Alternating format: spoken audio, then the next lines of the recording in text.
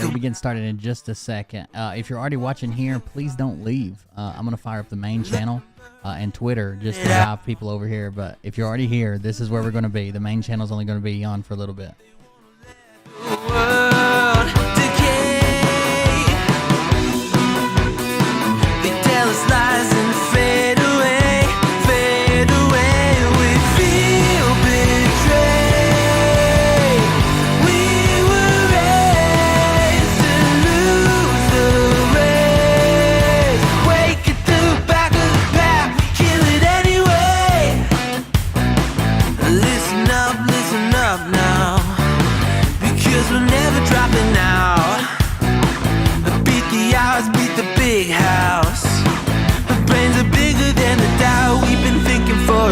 Never let the truth fade away. This is bigger than ourselves. We won't let the world burn away. Burn away. We feel betrayed. We were raised to lose the race. Wake it through the back of the pack. Kill it anyway. To play.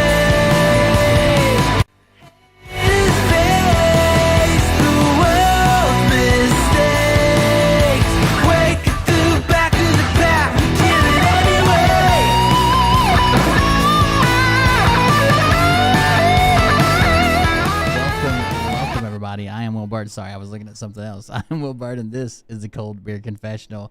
No, this is DDP. This is the Defiant Discourse podcast. I shouldn't have a catchphrase. I'm never going to be able to not say it. Thank you guys for joining us tonight.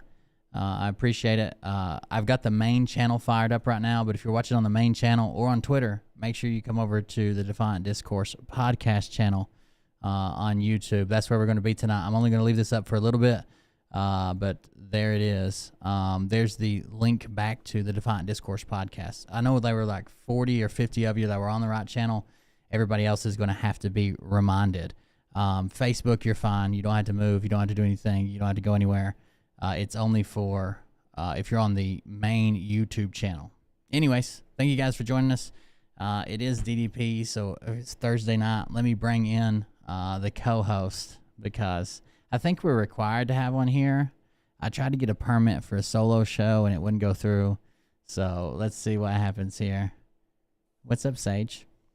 I'm just wondering which channel do I have to go on? Because I didn't know if you're going to start sending me to the one that you disconnect in a couple minutes, or do I get to stay on this one? Yeah, that would be great. If you could actually go to my D Live channel, it was active back in early 2008. If you could just go hang out there, that'd be great. Yeah, because you actually sent me to your MySpace channel for the longest time, and I couldn't find you. Just sat there waiting for you. Have you ever seen my Zanga? No, I haven't ever seen yours. That's a personal thing. It's a little extreme for a first date, but still. All right. No, Zanga was what we had before we had MySpace. It was XANGA, I think. And when someone come to your page, there was like you could pick like it was really cool. I wish they would have kept it just because we were like learning how to website build. Like a lot of it's HTML based.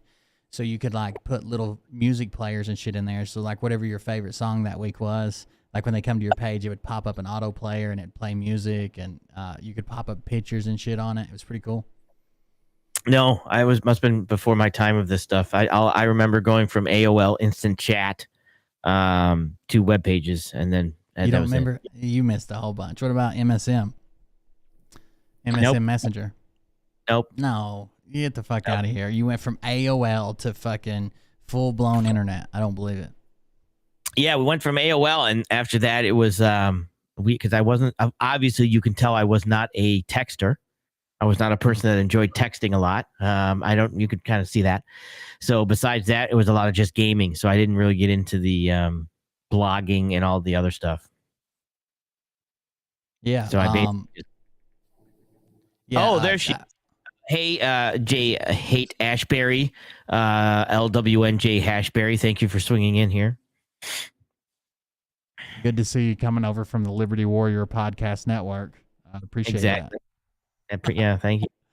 There was a bunch of different ones. On MSN Messenger, there was the first one where you could like appear offline. You could leave a little message like you're away because you're at a ball game, or you're away because you went to the lake, or stupid shit like that. Now, I remember Net Zero. It was because it was free. I remember the word Net Zero, but I don't even remember what it was. It was one that was free. The dial-up was free. You didn't have to pay for it. Oh, shit. Hold on. Jen Reinhardt, $20 donation. Fan character sending hearts with their hands. Thank you very much, Jen. I appreciate it. Thank you for the donation and the support. Oh, absolutely. Thank you. You didn't have to pay for it at all? No, you didn't have to pay for it. You got a local number. As long as you had a local number, you didn't have to pay for it. It could just sign in. I mean, there's all kinds of ads on it. I mean, like all kinds of ads. But besides that, you didn't have to pay.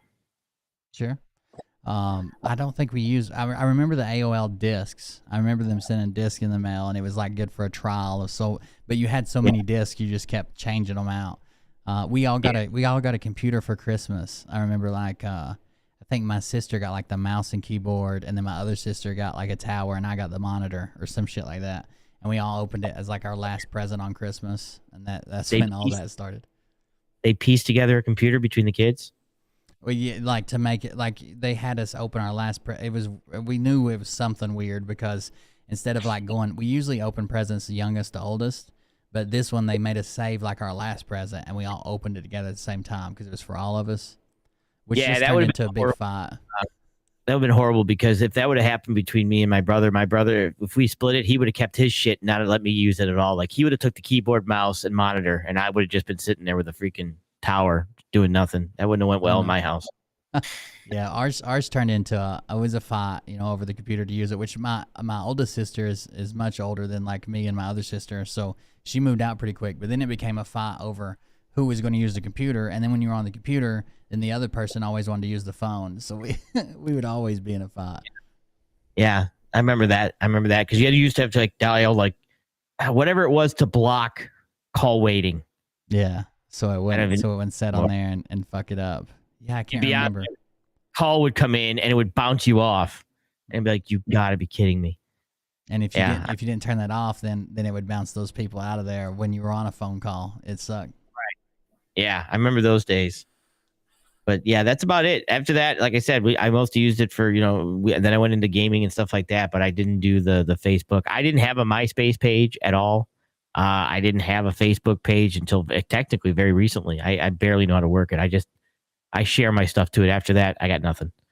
Sure. But I didn't do any of that. Yeah. I did all of those, but I always got really bored with them. I mean, I even have a Facebook and I quit posting on it for a long time. Like, except for like show stuff, I hardly ever post on there. Or like, I don't know, like it reminds me of anniversaries and birthdays and stupid stuff like that. I mean, just like Mariah's, but I don't even post on those. I just tell the people. But yeah, I don't, the show page is way, way, way more active than my Facebook. Facebook is just boring anymore. And I think they know it. They had their first loss in their whatever they had going on, their quarterly loss or whatever, and shrinkage.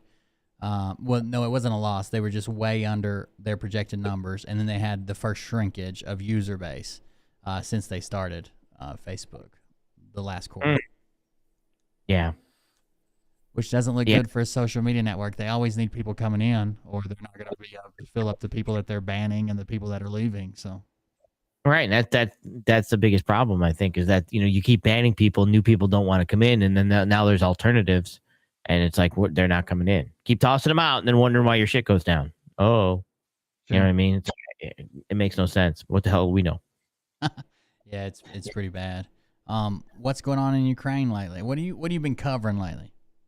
I've been covering a lot of things. I actually pulled a couple things, which I can send you a link, which I thought was actually interesting. Let me send you this link while we're talking. One of the things I did show today, and some people, and I want to thank like Intel and all the mods and you and stuff that were in there. Was a lot of countries now are starting to say, hey, they're prepping. They're now preppers. They're basically saying, I don't want to ship out.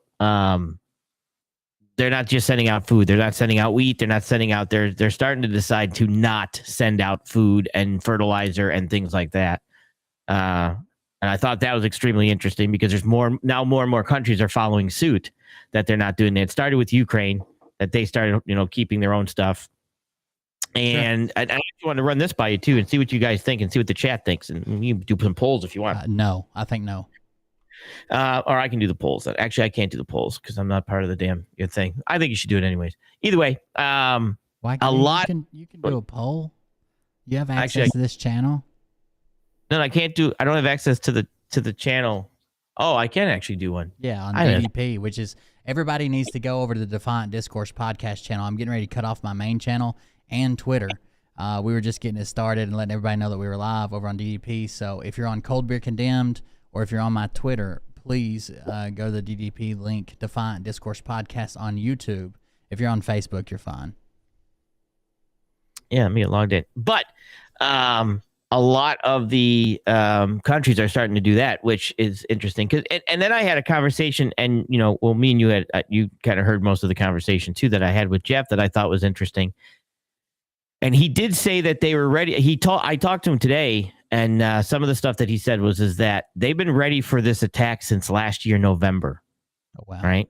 Yeah, that's when they've been the Ukraine's been kind of preparing for this type of thing. So, and I just thought this was crazy, right? So the more I talk to I'm talking to Jeff, and now that it's not that I don't think the attack is real. I know that they're actually bombing. I know that this stuff's actually happening.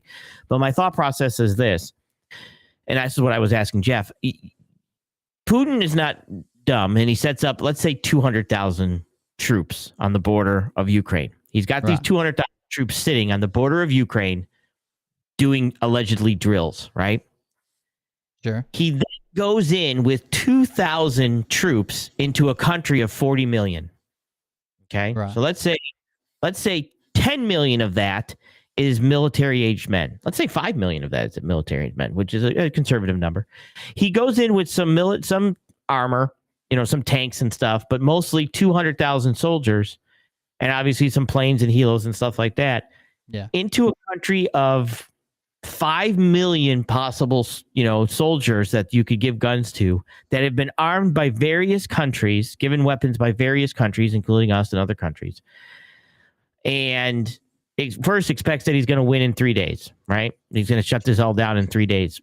But then it's being drawn out. First of all, why would you do that? And this is where I'm trying to get this through my head, and I'm trying to figure this one out, is you have, let's say it's Mexico, right? Mexico sits on our border with 200,000 troops. And they think they're going to go in and take the United States. Let's say it's all of South America, right? All of South America is all one country. And they're sitting on our border with 200,000 troops. They're not going to get past Texas. Because if I'm the president, I'm going to say, okay, you're all allowed to, anybody that's coming over in military gear that's not a U.S. soldier, you guys can shoot. Every single civilian can shoot. You're not getting past Texas. It's just not going to happen. So you got to think to yourself, why? And then when Ukraine is winning, Ukraine is literally winning, they're saying. All the news is saying that Ukraine's holding them back. They're taking out 9,000 Russians. They're killing this. They're killing that. We place sanctions on that are going to hurt us, the American people, and Russia. Why would you do that? Why would you do that? Yeah, it doesn't make a whole lot of sense, does it? No, they're not losing. They're winning. And we say, you know what? You guys are winning. Great. We're going to do. And then you tell the American people, look, it's just something you're going to have to deal with. Blame Russia. So the only thing I can come up with so far is the following. Russia and China don't want a new world order in regards to what the new world order wants. They want their own new world order, their own communist, socialist, countryist type thing going on over there. And Ukraine is basically the middle ground for a war that is basically Russia and China's version of their new world order against the other new world order. Because this is if you wanted to take down the dollar, and I mean dollar, I mean dollar, euro, all of this, money, Canadian dollar, whatever. But real quick, Sage. I'm getting ready to shut down the Cold Beer Condemned channel. If you're over there, make sure you come to the Defiant Discourse podcast. That's the channel we're on. Come hang out with us if you want to. Also, if you're on Twitter, come join us. Also, Sage, can you do me a favor? And I gotta take care of something right quick. Can you share your screen? I'm gonna give you this show for like 10 minutes. I'll be right back. Let me share my screen. Just a blank screen. Oh, well, whatever you want to share. I just talk about something for like 10 minutes. I'll be right back. I got to take care of something. If I share my screen, do they get to see it? I'm going to as soon as you share it. I just don't want to put it in. It's on. Okay.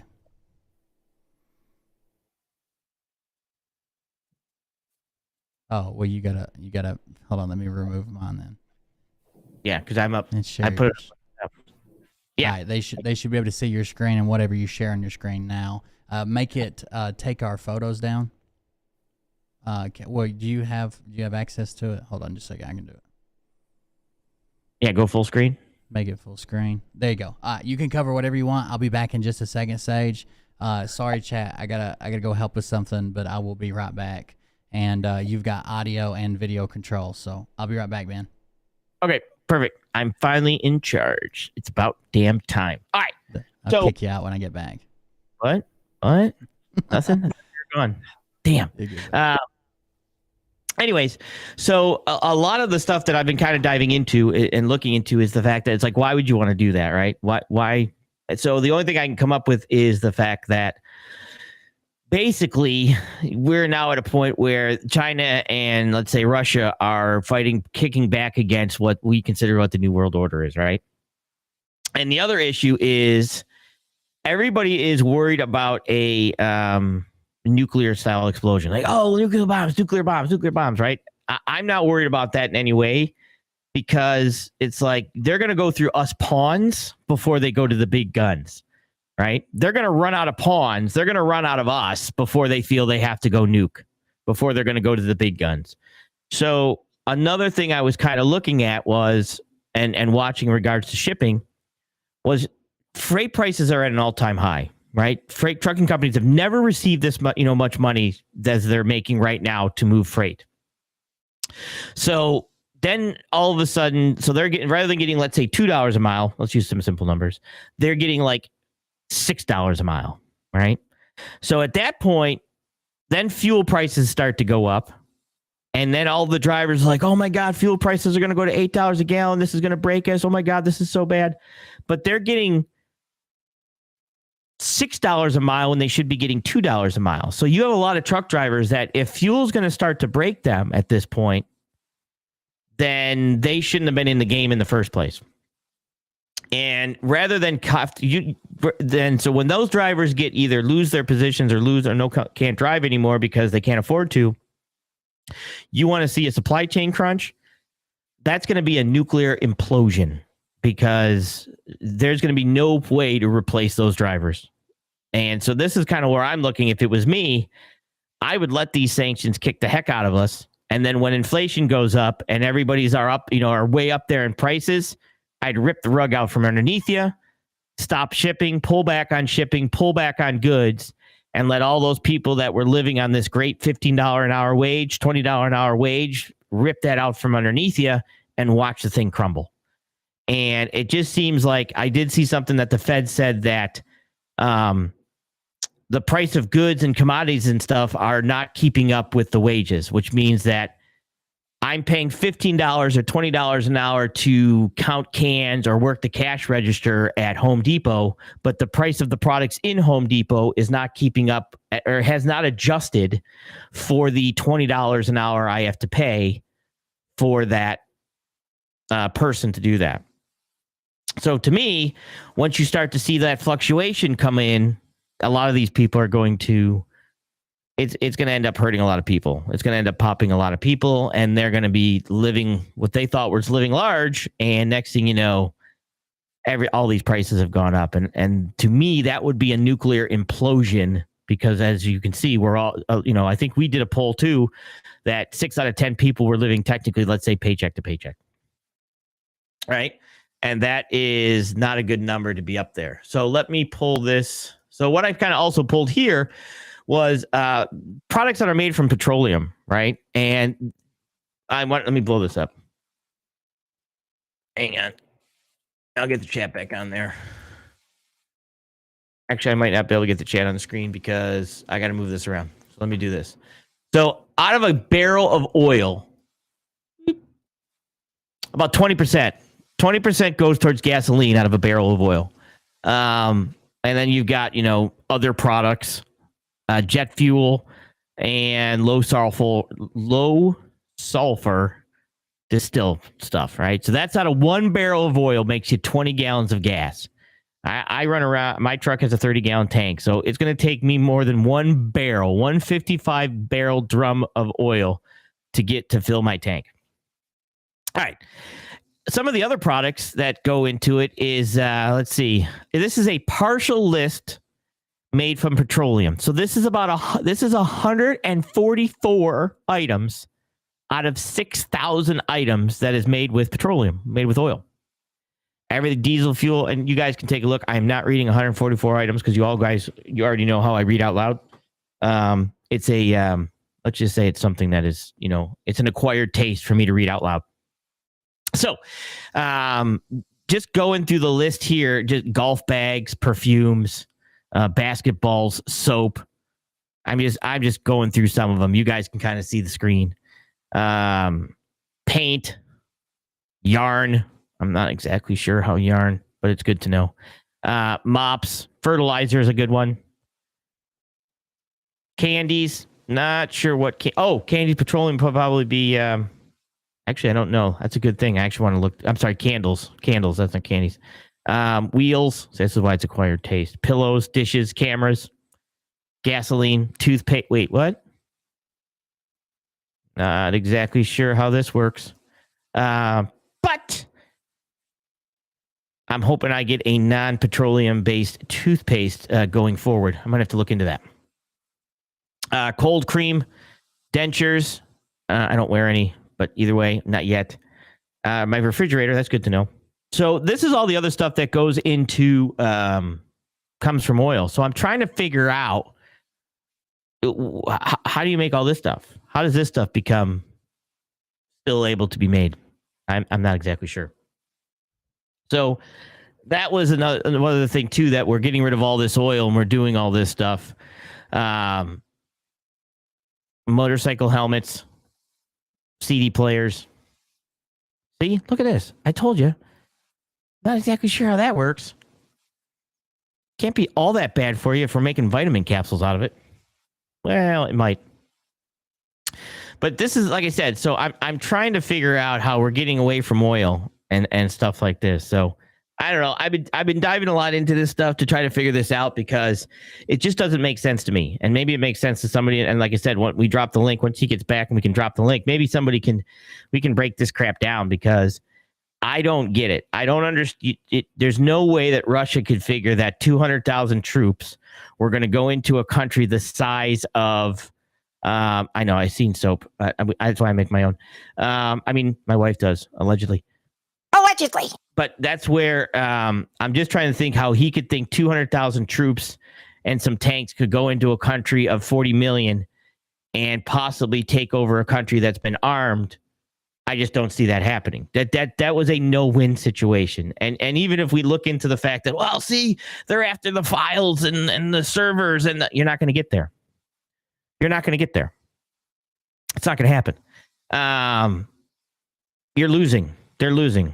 Putin's not winning. That's what they're saying. And then here we come in with sanctions, and the sanctions are literally hurting us. And they're telling us that we're going to have to just learn to deal with it.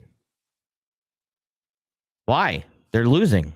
They're not winning. Why would we have to deal with it? Deal with what? So this is kind of the stuff that I was trying to figure out what the hell the logic was behind it. And I just can't, I don't seem to be able to come up with that. I don't understand. It makes no damn sense. Or maybe you guys can figure it out. Maybe you guys can tell me, because I'm, like I said, I'm diving into this, and the only thing I can see is the dollar coming down and getting rid of and when I consider the dollar, I mean, it's like, you know, currency in the Western currency, things like that. So that's kind of what I was diving into. And then some of the other stuff I was looking into was the fact that the food and everything else is going on. So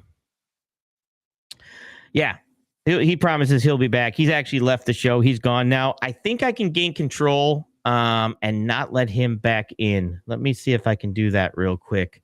While I think I can take him out and swap this over where he can't come back in, and make him ask politely to do that. Think you can do that? All right. Besides that, like I said, I actually think I can drop the link too. Let me actually see if I can drop the link. Hang on. No, I can't. Let me hide this real quick. Oh, I can. All right, cool. I can drop the link if I need to. But that's pretty much all we were looking to talk about. Besides that, that's why we normally bounce shit off each other. Oh, he's not coming back? I won't work? I bet you it will.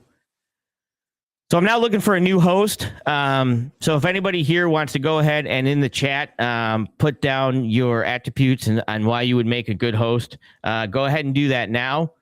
We can go ahead and replace Will. So now taking applications for a co-host that can, can work the show with me.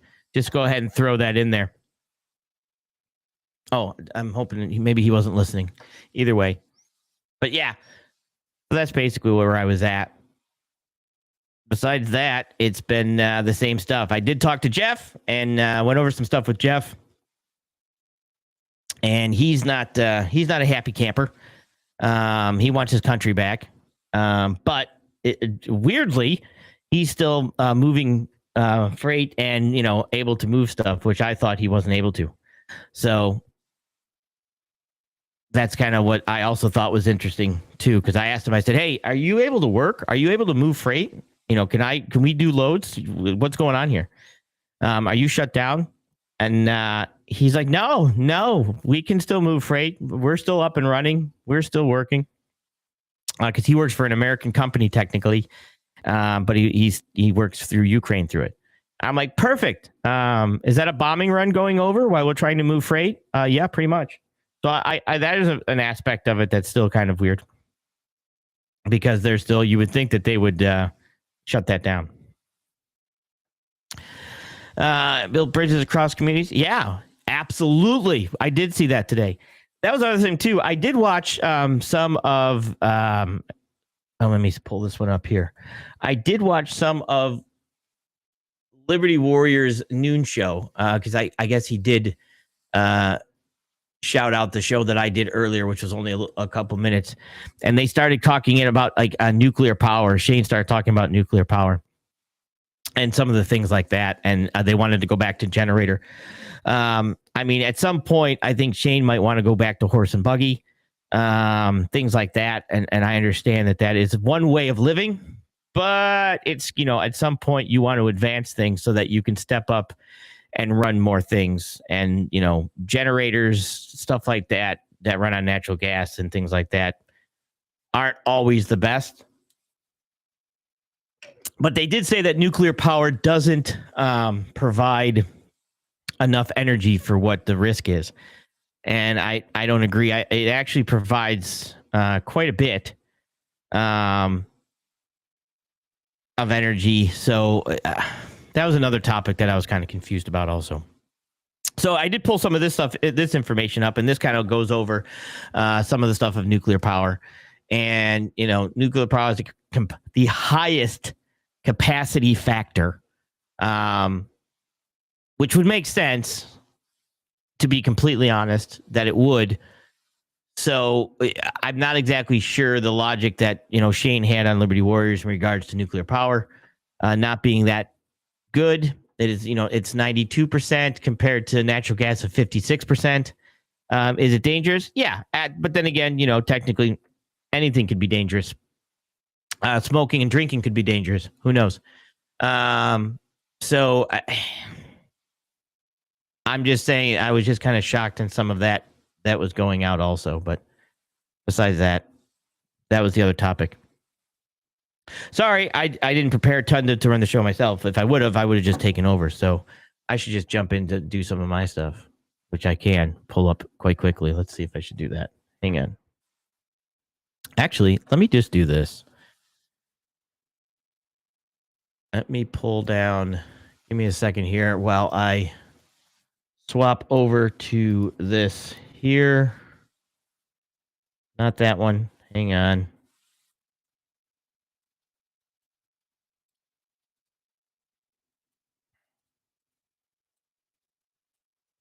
All right. I have to get logged in here. I have a question. I have a question too that I was trying to also figure out. Let's say, I'm going to put the chat up there. Maybe you guys can answer. Looking for a new host. I'm your man, Jeff B. Yes. You know what, Jeff? Click the link. You would absolutely be someone. Because the goal of this was to basically debate and go back and forth, but nobody shows up. So, Jeff, absolutely, we could use the intel for the show. That way we can, get the numbers and keep it going. But I have a quick question. And I just had this conversation in regards to money. And maybe I'm throwing this out here. You guys let me know. Friend of mine that I talked to, Sandman, basically me and him had a conversation. And the conversation was that they want to get rid of the dollar. And to gold and silver was the route they wanted to go. Now, I'm not against gold and silver, but I just want to throw out my mindset, and you guys tell me what you think, and this will be a call-in too. So later on when we do the call-in, I want you guys to this be a statement I want you to think about. Let's say the dollar crumbles, and my logic is that if they were going to go with a new digital dollar, which Biden just put an executive order in to start to dive into a digital dollar, a U.S. digital dollar. Basically, the dollar becomes ones and zeros, right? There's no paper money. There's no coin money. It's ones and zeros. Now you have those ones and zeros, and that's your money, okay? If you're going to ones and zeros and you have no currency, what backs that money? Okay? You have a digital dollar. what is actually backing that money? Okay, that was this is where I was going with him. Okay, because it's digitalized. It's completely digital, so you have to have a control. It's controlled by, somebody in some back office behind the curtain, controlling this. These ones and zeros is your money. There's no cash. There's no coinage. It's ones and zeros. So if I was going to run a country and have that backing, I would basically just say, okay, I'm not going to allow you to have silver and gold, and cash is now gone, and coins are now, change is now gone. So what actually backs it? In my opinion, what would actually back the dollar would be people. So if I was looking down, if your country had 10 million people, you're worth this much money because the people in your country is what's and the work that they do and the resources in your country is actually what backs that money. Not gold, not silver, nothing else but the people in your country. So the United States having allegedly let's do it right. Allegedly. Having 320 million people, our country would have that much of a backing for digital money to other countries. Okay? Because that's what it's about. Like if I'm going to trade with another country, I have this many workers to produce this many goods, to buy this many goods, and that's how I now sell my country to other countries to be able to trade. Okay. So that's what I feel the money's going to be based on. It's not going to be based on gold. It's not going to be based on silver. Because if I am holding, and it's like I told him, he's like, well, I'm holding gold because gold's always been currency. I'm like, well, just because it's always been currency doesn't mean it's going to be currency in the future. If I'm on a digital dollar and I'm holding a piece of gold that's worth used to be worth $1,000, an ounce of gold. I'm holding an ounce of gold, let's just say. I think it's like 2,000 now, but let's just say I'm holding an ounce of gold. Who do I give that to exchange that for food? Right? Who do I give that to? Because if you're holding that ounce of gold and I can't eat it or burn it or do anything with it, I don't want it. I don't want that gold. I can't use it. I'd rather have canned corn. Right? Or a co-host. One of the things. So either a co-host, something like that. Either way. So if that's the case, you can only give that ounce of gold or ounce of silver, whatever it is, back to the same government that basically turned it off in the first place. Am I crazy? Because those would be the only people that would be taking that from that. And he's like, well, gold's a commodity. And my first thought process, well, gold can't be a commodity if I'm allowed to wear it in my teeth. If I'm allowed to have caps in my teeth of that very metal, it must not be that much of a commodity, right? If everybody's allowed to wear it around their neck and wear it in their teeth, then I don't see it much as a commodity. That's just me. Am I crazy?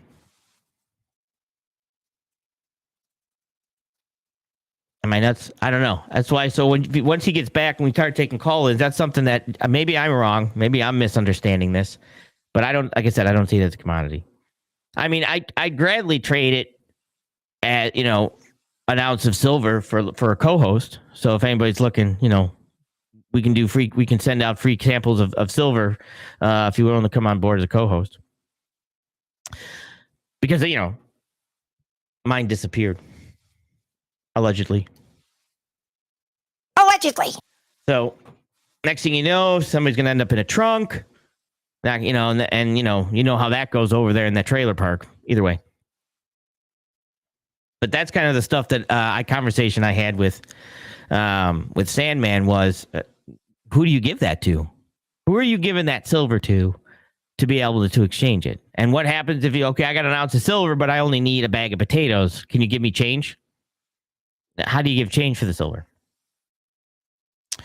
And why would they allow you to? And then why would the government that took away the dollars and the coins to put you on a digital dollar to make you a slave? Why would they allow you to trade in silver?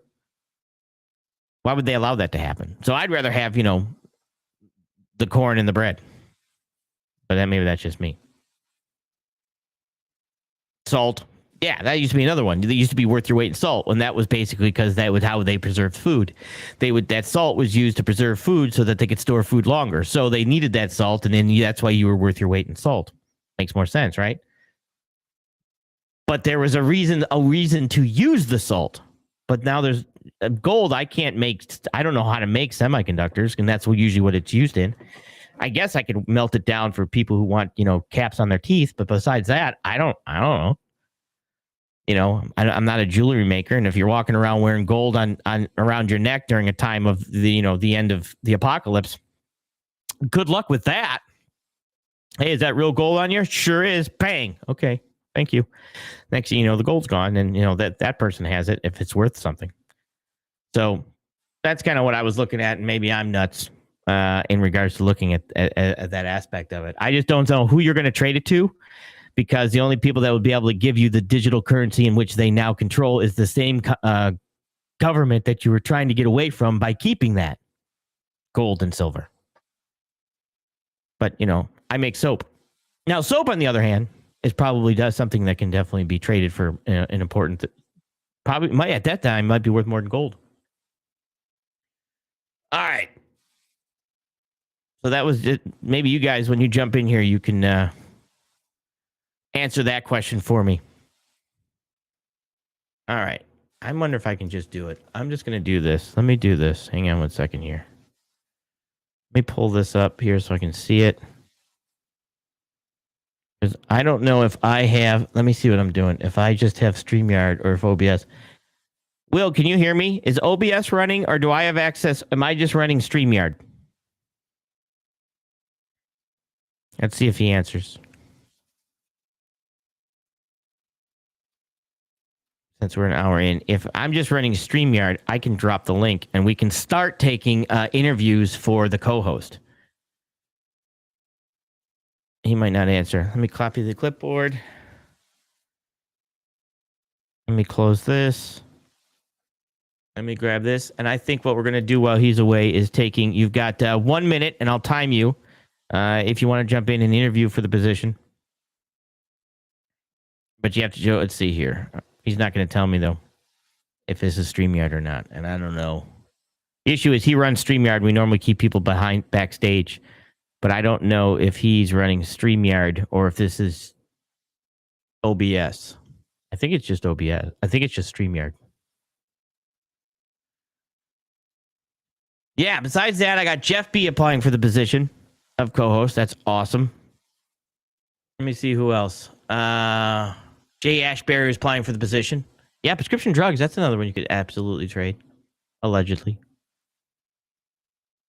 Let's see. Have you ever just ran StreamYard? Yes. If that's it, then I'm dropping the link. What are you going to do about it?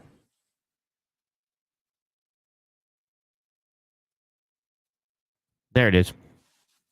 All right. I dropped the link in there. It's through OBS. If you sign into it correctly, your account, you can use... Yeah, I'm in the right account. I can add people in. I can remove people. Add to stream. Bam. Anybody wants to click in here, you can just jump right in and you can apply for position of co-host with Sage on the Defiant Discord podcast. And we'll just leave Will as possibly the producer. Or runner. We can make him position of runner because we don't want to get rid of Will. So he could definitely be position of runner. So I did drop the link if you want to click in. As if you're signed into the correct account, you can. All right, perfect. All right, we have our first co-host. Hang on 1 second here. I'm going to do this. No. You should be in. Are you in? Let's see. Can you hear me? Huh? All right. You are applying for the position of co-host. Affirmative. Cutting out. All right. Boom, gone. Next. See, that person has been tossed. Try again. 'Cause I'm not sure what happened. Besides that, try this again. See, that person has been tossed. All right. Are you in? Try again. 'Cause I'm not sure what happened. Oh, we got echo, BT. Oh, echo. I have my my headset on. Okay, I muted the other person. Hang on. All right, BT, what's going on, buddy? Well, first of all, I do not want to take Will's job. He's excellent at what he does. Yes. But I did want to touch on a couple things about the gold commodity question. Yes, please, because I know I'm not the best at it. It's not my forte. And I'm not either, but I have studied it a little bit. I have studied gold and silver. But I would, before I say anything and make a complete fool of myself, I would suggest that everyone go on the internet and look up the history of gold as money or something similar to that. You will find very, very interesting information about that. Now, as far as gold being a commodity, gold is a commodity. You said you couldn't understand why gold would be a commodity if you have caps in your teeth. I'm sorry, that commodity might be a wrong term, but go ahead. But I don't know if you've ever looked on the commodities market. Corn is a commodity. Yeah, I meant short. I'm sorry. I meant like he came across as there's not a lot of it. Basically, that's what I meant. There's not a lot of it, and that's why it's worth so much. That's exactly right. Not only is it it's a rare metal, and it is also costly to mine. It's costly. It's hard to get. It's hard to dig out of ore. There's a process that you have to go through that also adds to the price of it. But as far as you were saying about trading with other people, yeah. You're probably now. What you're talking about is you're talking about kind of what I want to refer to as a doomsday scenario, where we're in some sort of situation where money's no good. We might go through the Weimar Germany thing where people were taking wheelbarrows full of money because the money was no good. And what happens is people will go back to what money is good. And gold and silver are commodities. They're both rare. I believe, if I'm not mistaken, gold is probably a little more rare than silver, but I could be mistaken about that. And what would happen is, yes, probably the government would say gold and silver are illegal. You must use our new digital currency. Right. However, it's been shown through history that when governments have tried to do that, and what happens is people say, "Fuck you! I got to buy a loaf of bread. I'm going to take these pre-1967 silver dimes that are actually worth something. They're a commodity. They're rare, and I'm going to go buy a loaf of bread with them." And that's what happens. That is what has happened. So when you talk about, probably technically you wouldn't take an ounce of gold to go buy groceries. You wouldn't go to a supermarket, Vaughn's or Ralph's or whatever the supermarket is in your area. You probably wouldn't take an ounce of gold. You probably more likely take some silver dimes or take some silver quarters, or maybe even like Will has the buffalo rounds. Maybe, I don't know how much those are worth, but you might even have to go to a mom and pop's type situation. But people don't just give up usually under those kind of situations. They don't just say, "Well, gee, I guess we're screwed. We just have to eat dirt now." No, listen to Will. Will will tell you, when my family's hungry, I'm going to do what it takes to get my family some food. Oh, absolutely. And, go ahead. I'm sorry, I'm monopolizing the conversation. No, not at all. I just want to make sure you know I'm listening. Go ahead. Yeah, that's basically. I think, again, to defer to going online, looking up the history of gold, Gold was traded back in the old days when I was a kid.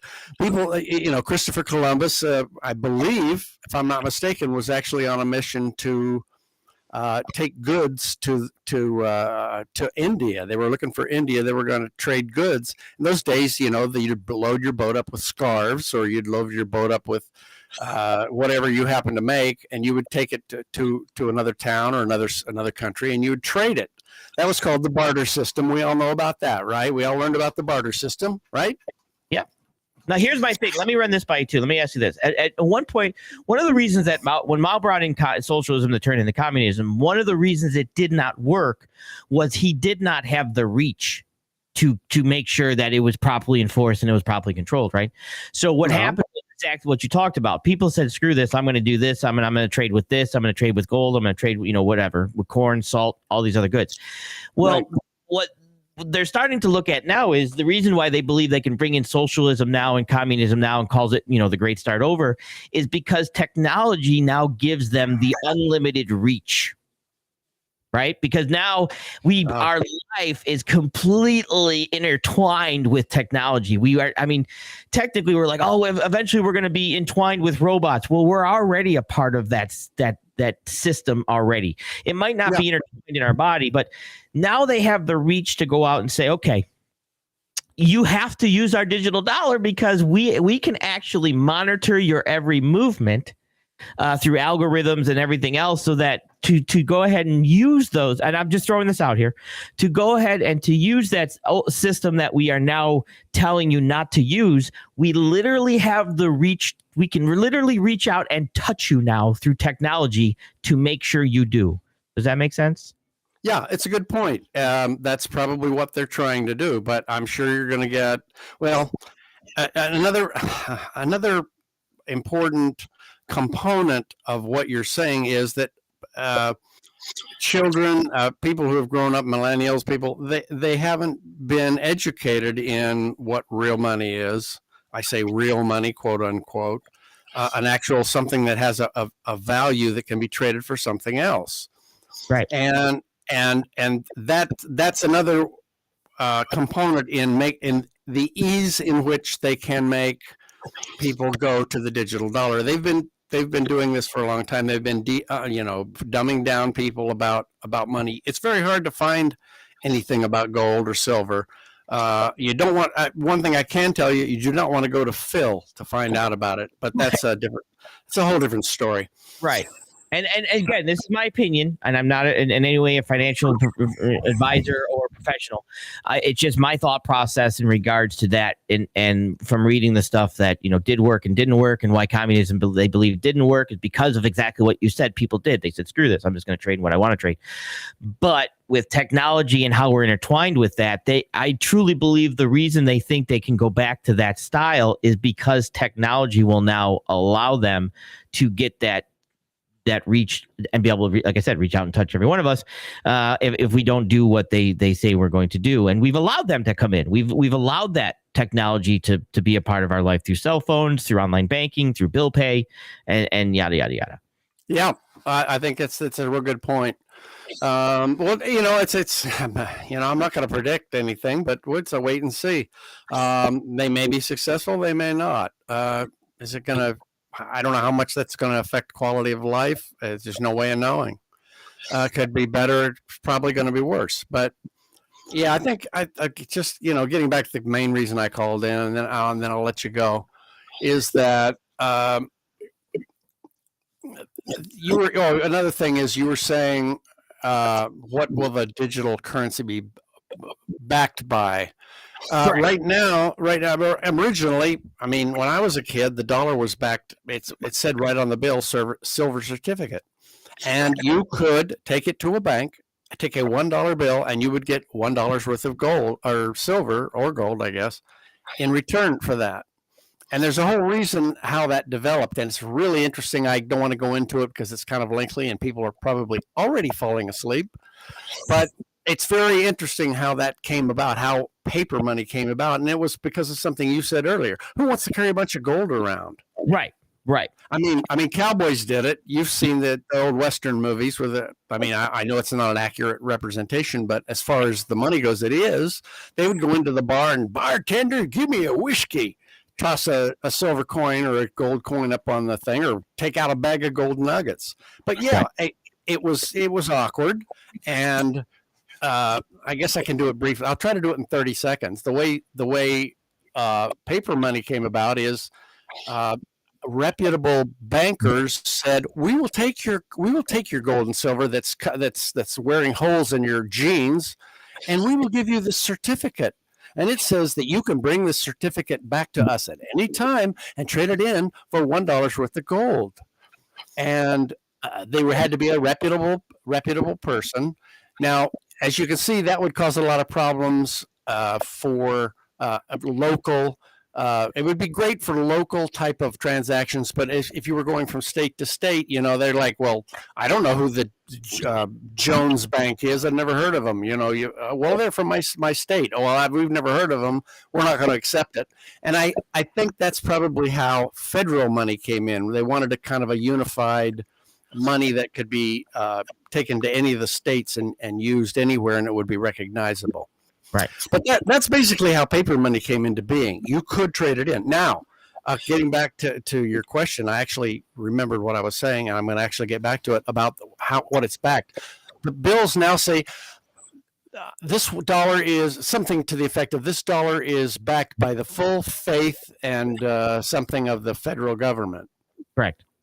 Promise of the federal government, which basically means, he said sarcastically, is that the federal government will always back this money and make sure that it can be used, because they'll just steal it from somebody else somewhere else down the line. Right. At some point, as you probably know, and we've been in this position, where the dollar around the world used to be, at least, recognized and was considered highly legitimate, whatever, becoming less so nowadays. At some point, if countries go, yeah, you know what, we just don't think the dollar's that stable anymore, then we're going to have a problem. Right. But I think the digital currency will be back. It'll be back. They'll say, well, it's backed by the full faith and promise of the federal government. We will make sure that it will be a law that it will be accepted everywhere at face value. But yeah, I just think with the Great Reset, in regards to you will own nothing, you'll have nothing, and you'll be happy. To me, then I'm the commodity, right? If somebody doesn't charge you for something, or if they give something is given to you for free, then you're the product. So if I own something and you kind of are anyway. So I just believe that right now your countries are going to be basing the dollar not on gold or on silver, but on basically the labor and the goods in which we purchase. Right. They're kind of pessimistically saying it's backed by the faith of the federal government. They're saying, we're pretty sure that we're going to be able to pay you back on these notes, because we got all these suckers out here who are going to go to work on Monday morning, and they're going to be taxed and put more money back into the coffers. Right. And then let's see if they did that. I mean, let's see, they can sway our purchases. And at that point, they can say, let's say China makes widgets, right? They can actually, through algorithms and through what I used to be known as, subliminal messages, it's now targeting me, basically. They can actually sway my purchases, right? They know what I want. They know what I need before I know what I need. Okay. And I do that. I know what the customer needs, because I know I'm tapped in and out before they know what they need. And there'll be times where I can be putting in an order to ship goods to them, and they're like, hey, we need this. I'm like, yeah, it's already on its way. Let's say before the pandemic. I'm like, yeah, I've already got a truckload. It should be there Tuesday. Okay, cool. Thanks. So to me, they can already sway the way we buy goods. And I mean, shutting down, we all bought all these computer stuff, right? So now they're at a point now where they can actually sway our purchases and things like that, just through algorithms and targeted advertising, right? And we brought it to ourselves. Yeah, they can try. They can try. I mean, I'm sure a lot of people say this, but I'm probably just being silly when I say it. But I'm not generally swayed by those advertisements, and but it is. Yeah. I mean, I don't know. I don't know what to say. My mom says I'm slouching.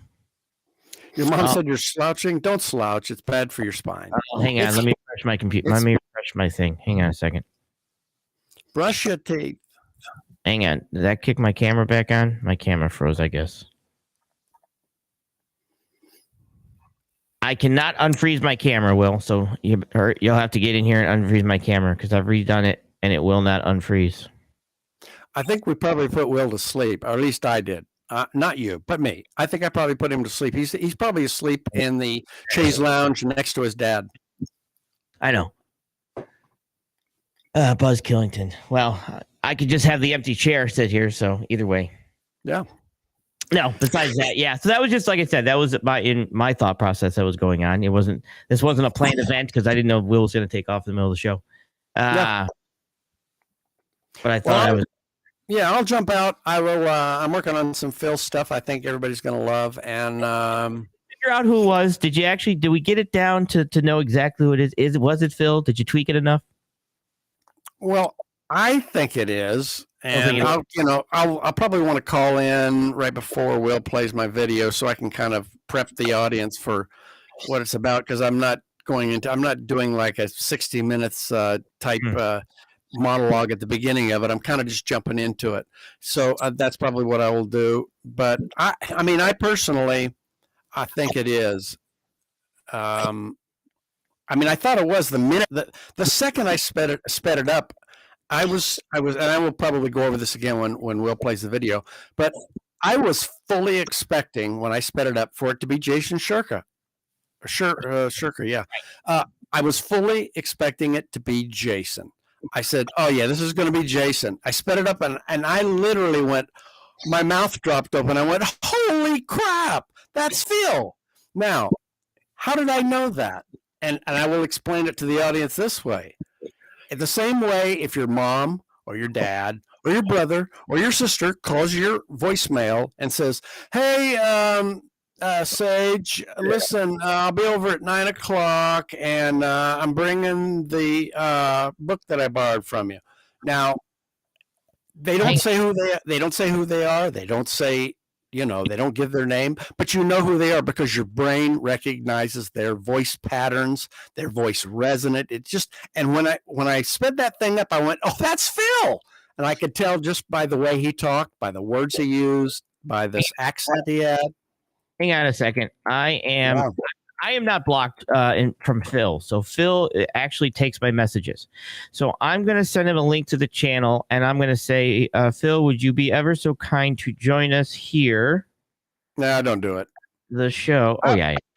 I wouldn't do it. I mean, it's up to you. It's your show. You're running the ship here. You got the steering wheel in your hand, but I don't think we should. I don't want to tip Phil off to anything. I'm sure maybe he's watching. Maybe he's already heard me say it. Who knows? Say it. So I'm basically, like I said, since Will's gone, I can actually send messages. Would you be so to join us on the show? It would be our honor to have you.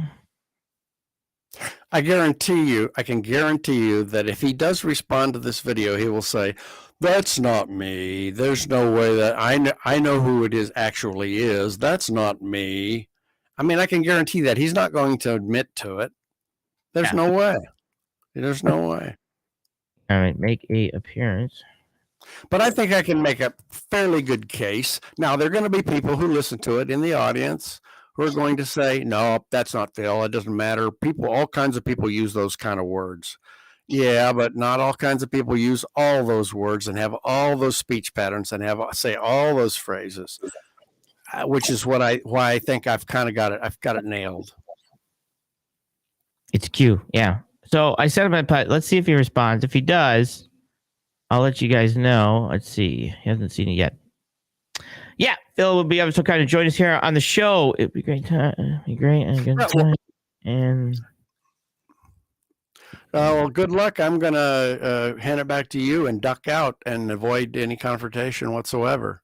Oh no, yeah, I wouldn't throw you into that. It would be just basically be, and I'm being ever so politely and asking him that be on the show in a nice way. I'm not, in any way. So let's see if he jumps in here, and and just have some fun with it, and we can have a conversation with him. So yeah, that's all. I think he's doing a show right. Maybe he just started, or maybe started an hour ago. I'm not sure which. We can both stream each other's show, and then we can do that. So that's basically what I just threw a message out there. Let's see what he says. He'll probably come on. Yeah, I probably won't, but it'd be fun. It definitely would be fun to hear you guys bat it back and forth, bat the old birdie back and forth. If we did, it would be in an ever so respectful manner, and nothing, anything else. But we'd just respectful debate back and forth. That's all. And I would expect that from you. So let's see what he says. Perfect. Thanks for swinging in. Yep. Thanks for having me. Alrighty. Let me do this. All right. Move them. Perfect. That was BT, everybody. Thank you, BT, for coming on and breaking that down for me. And like I said, I didn't know. But I do want to know where Phil, the Phil situation was. So let's see. Like I said, let me move this over here. So if he responds, I can see it.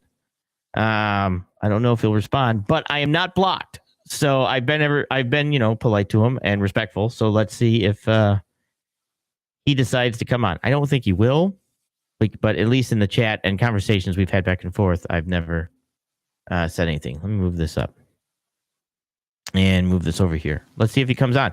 Then we'll just play the audio and say, hey, is this you? And we'll just ask him straight out if it's him. And as the honest guy, individual that he is, he will no doubt give us the, an honest answer. I would, why would he give us any other one? Don't you think? Hang on. Let me pull this up here. All right. Let me pull this up. All right. I know we should do a pool to see if Phil come on. I don't think he's going to come on. I'll let you know if he at least reads it. But if you're listening, Phil, at least let us know. If you're not going to come on, just say no thanks, man. And put that in there. That would be awesome also. But somebody else did jump in here, but I only do like one person at a time. That's just to kind of make sure everything's going on. Because I'm not running OBS. I'm just running the StreamYard portion of it. So just to make sure, if I don't know you, I might not let you on because I'm not going to pull you on and then have something happen. So just so you know. All right. He does not respond. So Will is on his way back, and he's almost there now, basically. So he's on his way back. So everybody can then come back to the show and have a good time. But I doubt it. So besides that, he's breaking that down. And I don't think Phil's going to... Oh, hang on. Hang on one sec. Let me try one thing real quick. Hang on. All right.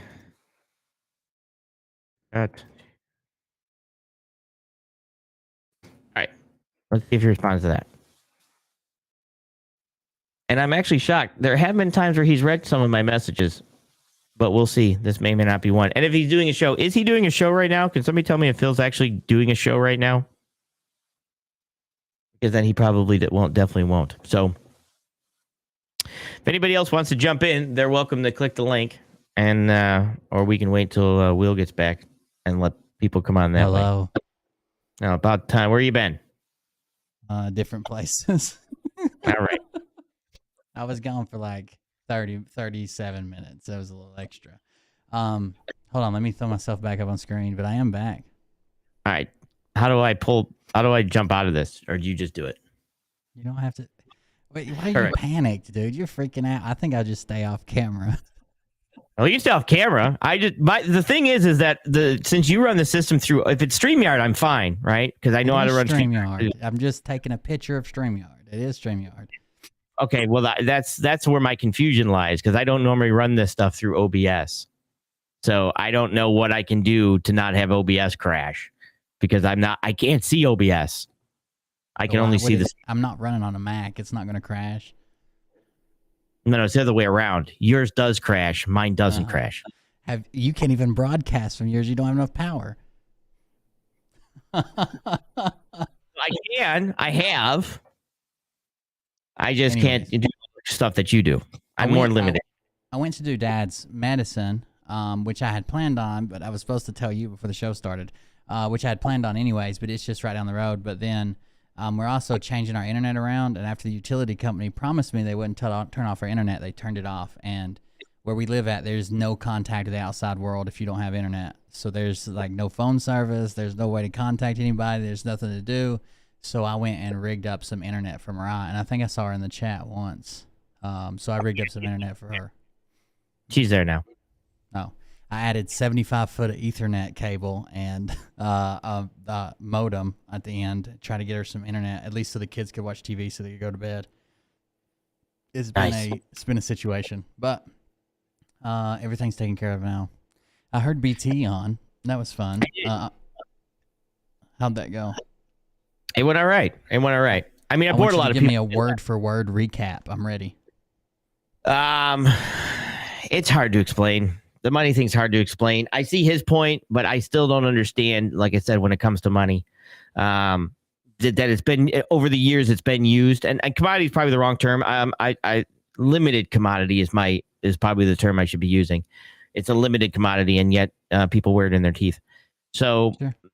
That's rather than just commodity. I understand it's a commodity, but limited is the term. So I understand that process. I just don't understand how, like I said, who do you give it to? You know what I'm saying? Who do you give it to when it comes time to trade that in, if they're trying to get rid of your ability to use money outside of their control factor? And just like I said, when communism came in, that was a great thing, but they didn't have the reach of controlling everybody. Well, they've learned how to do that through technology. So I believe that that's another way to continue to bring communism back in and make it effective. Yeah, it doesn't matter. We're all going to die in a nuclear war anyways. What did you send me? Oh, that's what you pulled up. Never mind. And I don't think it's earlier. Nuclear war. I don't think they're going to launch. I think the last thing you would do would go nuclear before all your pawns are gone, right? All of his pawns have to be gone, which means all of his people have to be gone, or getting to the aspect where he thinks, because there's so many other things you can do in regards to satellites, power grids, supply chain, that you don't even have. I didn't say that would be the first strike, but it's all going to end up in a nuclear war or a nuclear meltdown one when half the world's left and nuclear plants just start cooking off by themselves. That's true too. And then of course I talked about nuclear power isn't that effective. It's it's obsolete, and generators is way more powerful and stuff like that, because that was on that's what Shane thought. You didn't hear that one? Did you hear that conversation? No, so the last 5 minutes to the camper has no internet service. When I got there, of course, there was no internet. I had to hook it up, and that's when I came back on and said I'm on my way. And you started saying I'm froze. I don't know how to unfreeze. You weren't froze. But... No, I was froze. On my, it was on mine. My system froze. Mm-hmm. When I was on here, I couldn't see myself. I don't run this on a MacBook. I run it on a Mac. Oh God, even worse. Even worse. Actually, I run on. I have two iMacs right here. What is what has Fall been doing? I saw a video of you guys driving. What else has been going on? Y'all went to town or something? Took a microphone to somebody? Yeah, I took a microphone, ran a microphone up the road, and Fall wanted to go. Fall wanted to drive. We're doing it. Okay. I did photography. I do a lot of photography, and motion. A lot of time was the model and stuff that I use for a lot of the photo shoots I did, and with Fall and stuff like that. Now Fall's becoming effect. So we're doing a website, and we're doing a ton. I'm going to be putting a ton of photos on there also. So we've been doing a lot of stuff with Fall. We're going to be starting to do the zombie stuff. He's getting ready. We got a bunch of skits to do with the zombie clone hunters, and he pulled out a crossbow, and he's been, he clicked and shipped some stuff, and I've had to, limit that clicking. But there is on the page. He did. You didn't see the crossbow video? I have not seen the crossbow. That sounds like an interesting video, though. I need to go watch it now. There's actually even photos of him with the crossbow on the website. I've seen the website, and I saw the photos with it, but I didn't see the video. Yeah, so there's that video. He bought the crossbow. I have to actually do some more photos of him and stuff, but it's a good time. And there's also the story on where Fall came from, like and she typed that out herself. It's like on the about fall in motion page. That is kind of the thought process. That's how fall came about. That's how she copes with things. But it's been we've got a lot of stuff in the works. It's just right now it's the time where it becomes extremely, well, at least here it's muddy, right? My property is muddy because we're going from the snow to melting snow. Sure. So working out there becomes a little difficult. But as soon as it either freezes up again or starts to be a little bit nicer, we have a ton of skits we have planned. And some good times with it. And I have to actually start doing some of them inside. I have another message I have to type to codename Will Bird in regards to that. So I have another letter I have to write, and I found a new way to send it. It's not going to be Morse code, but it's going to be something else. So I was wearing my goggles the other day. Did you see me? I did know. Telegram. I did notice your goggles. You were part of the Jeff B training team. He's training me. We're fixing to get out there and start going. Are you? Well, yeah, we actually have, you have no idea. She bought a whole box of clone decoys. Did you see that one? Yeah, I saw that one. Yeah, I mean, like we have them. You have no idea. Wait. So, as part of tonight's show, I feel bad now. So I left you on the spot. I actually had two things commissioned for you. I was only going to give you one of them tonight, but I give them both to you because you fucking panicked. I'll be honest with you, I was a little uncomfortable because it's not my system. I could hear it in your voice. I'm like, what the fuck does Motion have a gun there? What is going on? Am I gonna collapse this system here because this is not my system? Is this normal StreamYard? Am I functioning in normal StreamYard? Because I can work that. But I did not know if the OBS, I go and I click something or I do something, it's going to crash the OBS and then we're down. I didn't know how that worked. So as a reward for taking over the show, as a payment, I had here's the first piece I had. This is a Groiper original commissioned drawing here. What we got? Let's check it out.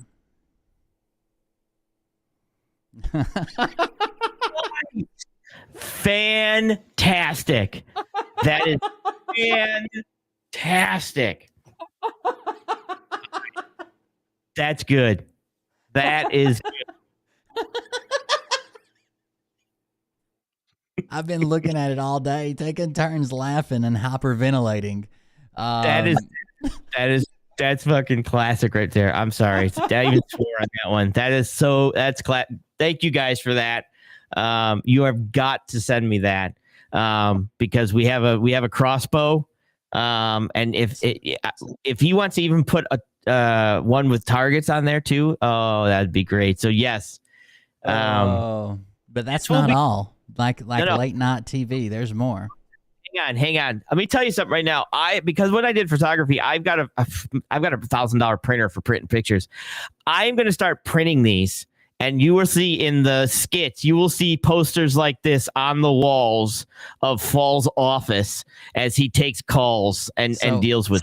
The reason I got him to make it, I got the original image too, but the reason I told him to make it a most wanted terrorist photo, and I even sent him some from like the post office, was because I figured Fall could have like a stack of them and be like putting them like every 3 inches, like a cartoon, what they would do with like the missing cat or something. They're like literally on top of each other. You know what? Absolutely. I'm telling you what, I will print these out and put them on my street posts, and we'll take a drive, and they'll be on every street post. And we'll do a skit that where he tells me to keep putting them up. Do it on the next one. I got 11 acres, so do it on the next one. Do it on the next one. We'll be out there posting these and stapling them to the street post. All right, but the last part of it is, what good is a Mr. Potato Head without a Mrs. Potato Head? Score! Score!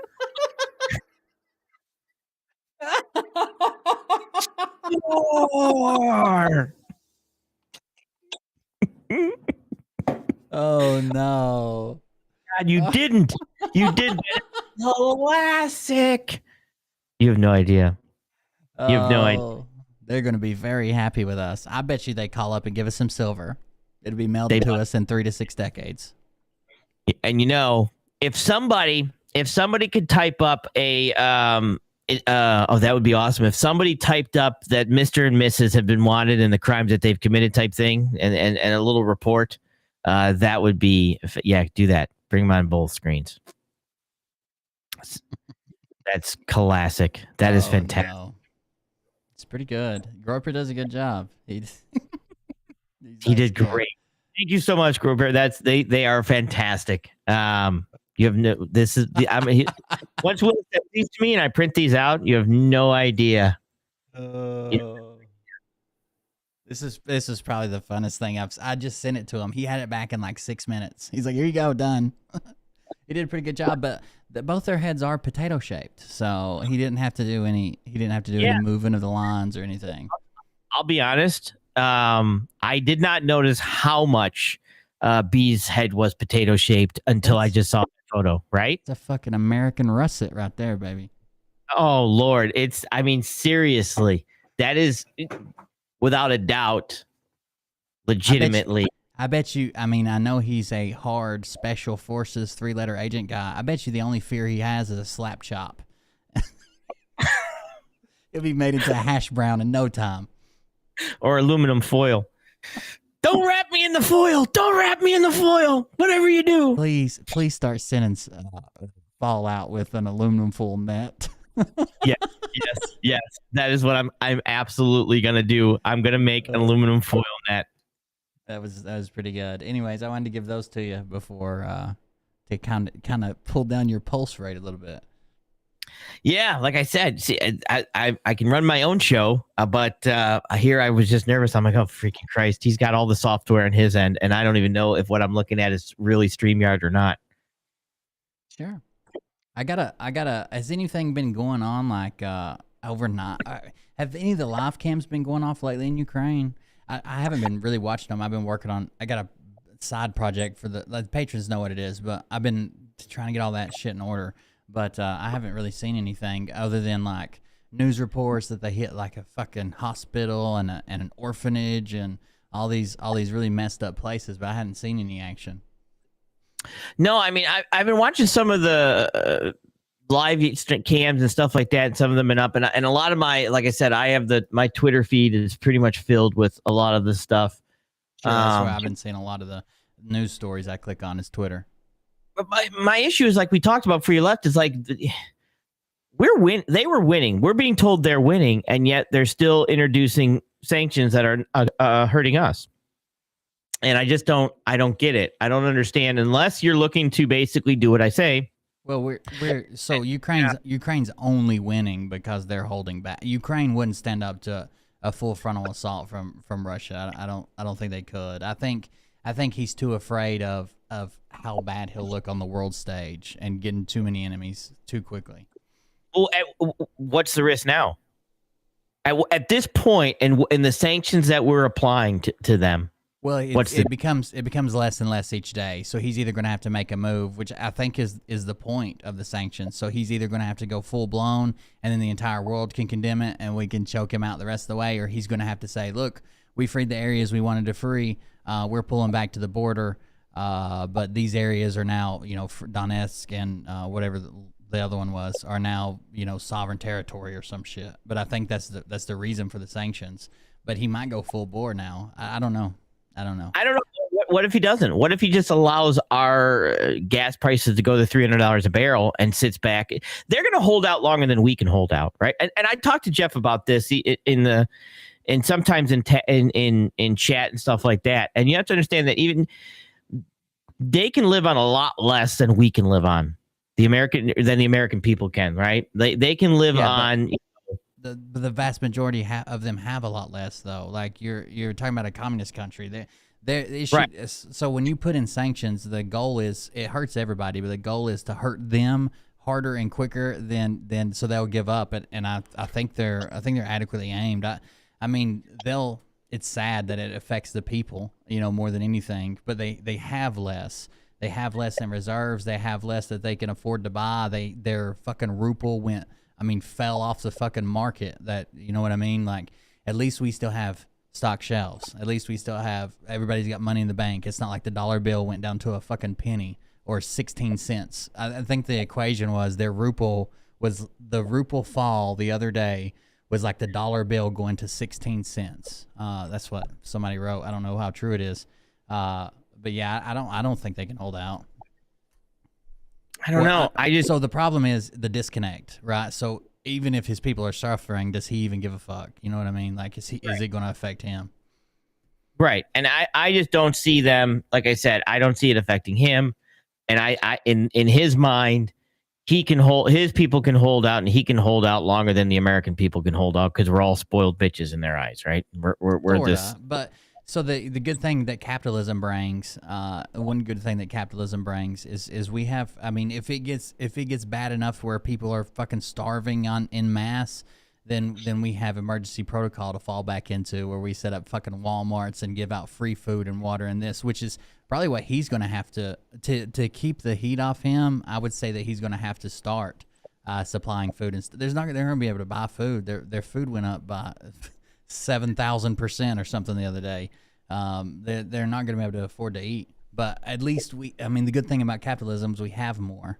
I mean, I know he's got the oil, and we technically are not using ours, so we technically don't have it, but we do have food. We do have water. Is that the point we want to put ourselves in? I mean, do we want to put ourselves in to go to our government and beg them to please give us food, please give us supplies, please give us that? And to be honest, if that's the case, I believe that's because nobody trusts the government as it is in this country anymore, because of the disinformation, and because we do have corruption and stupidity. Let's face it. That's a win for him, right? To get us down to that aspect, I think that's a win. I'm not saying it to get to that point. I'm saying that leaders plan on contingencies. So he knows that he's going to have 10,000 people fucking starve if he keeps going. We know that we're going to be able to supply our people with food if things keep going. And then it never ends up at the ultimatum. They just realize what the ultimatum is and make a decision. Right. And I agree. I understand. I'm just trying to figure out because me and you both agree that he's not an idiot. Per se, he might, madman, doesn't give a shit maybe, but not an idiot. Or ours is kind of an idiot. But either way, even though our idiot's leading us, there are smarter people that are telling our idiot, hey, we should do this, right? There has to be somebody smart in there that's giving some advice to, the other bobblehead, the other Mr. Potato Head. I think we're actually, like, even though it'll cause a lot of government overreach that most people won't like, we're actually in pretty good shape for something it's like the government to step in and help us. Like if it ever got to that point, that's so bad that like stuff was skyrocketing out of control and this and that, which Putin is going to have to be more of just seizing shit to give to other people, which is basically communism to begin with. But they just can't afford anything. The way their monetary system's going on, I don't know. It's going to hurt his people bad. But will that affect them enough? I don't know. Yeah, that's where I'm kind of at with it. I just don't know. I don't know if either where Putin's going to drive it, or where it gives our country an opportunity to drive us in a direction that I don't want to go down, right? And they're already making decisions like that. They're already putting us in positions that they know is going to hurt us, and they're like, well, blame Russia. You know what I mean? When it's not. They didn't have to, you know what I mean? There's just decisions they're making, to me, is a direction that they wanted to go in the first place.